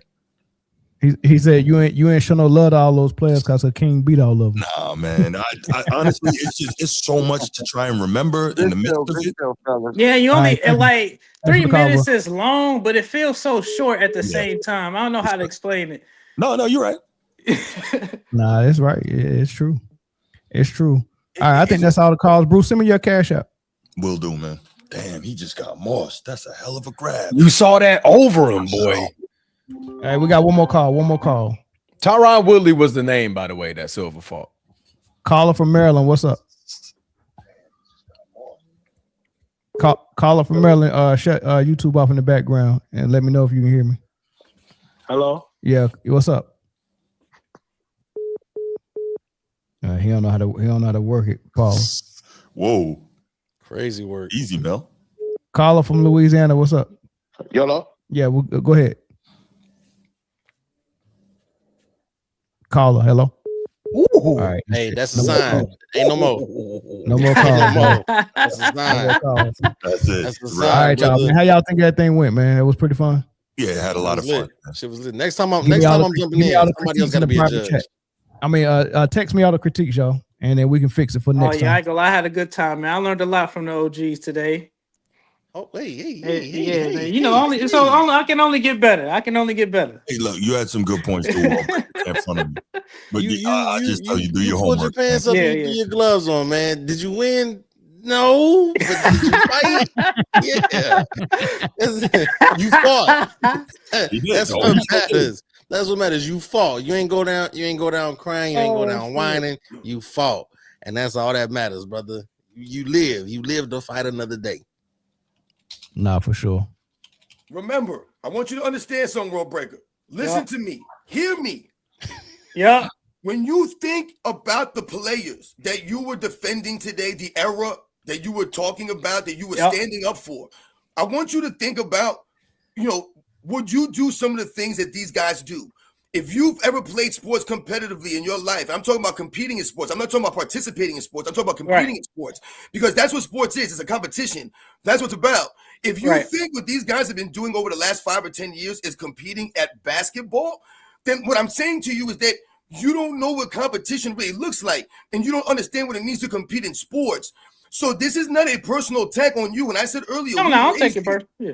No, but when I say who raised you, what I'm saying is, like I said, I have a young son, I have a young daughter. They play sports. I coach young kids. Yeah. It's about competing in these sports. It's about teaching the fundamentals and understanding the game. So when we talked about the standards earlier, and we're talking about what it takes to compete, and we're talking about lowering the standards. When I'm saying that you go out in the streets right now and you're playing basketball and you think what James Harden was doing in 2017 and 2018 would fly on the streets, it's not going to fly on the streets. Dudes are going to call you out. They're going to be, yo, man, you traveling. They're not going to play this. Yo, man, but we've seen these dudes do this. Oh, no, they're not going to play that game. When you talk about how these guys are doing some of the stuff that they're doing, you're going to get called out on this. You said something earlier about the players today and what they have to deal with, right? And how they've had to take the game and, hey, they're picking it up and doing this. Think about the players back in the day. I just talked about the 80s today, but the NBA's history goes back to 1947. So when you talk about the pioneers of the game from the 50s, those guys didn't have video footage to watch. Those guys didn't have the ability to go on YouTube. They didn't have iPads and laptops and cell phones and all this stuff at the touch of a button for them. They didn't have all this stuff. They had to be the pioneers of this. They were the creators. When I mentioned Dr. Dominique Wilkins and Michael Jordan not rehearsing and practicing the dunks, that's what I'm talking. That's how you push the game forward. That's how the slam dunk contest becomes legendary. Legendary. Not because Mac McClung did some crazy dunk like you said that no one else has been able to duplicate or do. It's because those guys went out there in that moment and they challenged each other, because it was Dominique Wilkins versus Michael Jordan and Clyde Drexler. It wasn't, these guys competing against lesser players. So that's what you have to remember, man. Pushing the game forward. Those guys were the pioneers. But there you have it. Last week that came in. I love the 90s, but the 80s moved the NBA into the same stratosphere as the NFL. Interesting. All right, y'all. I appreciate everything, man. Thank you everybody who called in. Thanks for all the comments. Thanks for the views. Thanks for the super chats. Thanks for the cash apps. We'll do this again. Thank y'all for voting as well in the chat, man. This is pretty dope, man. We hit 3 hours on this. We'll try to get it down to like 2 hours next time. All right, y'all, man. Appreciate it, man. Peace. All right, see you. Peace.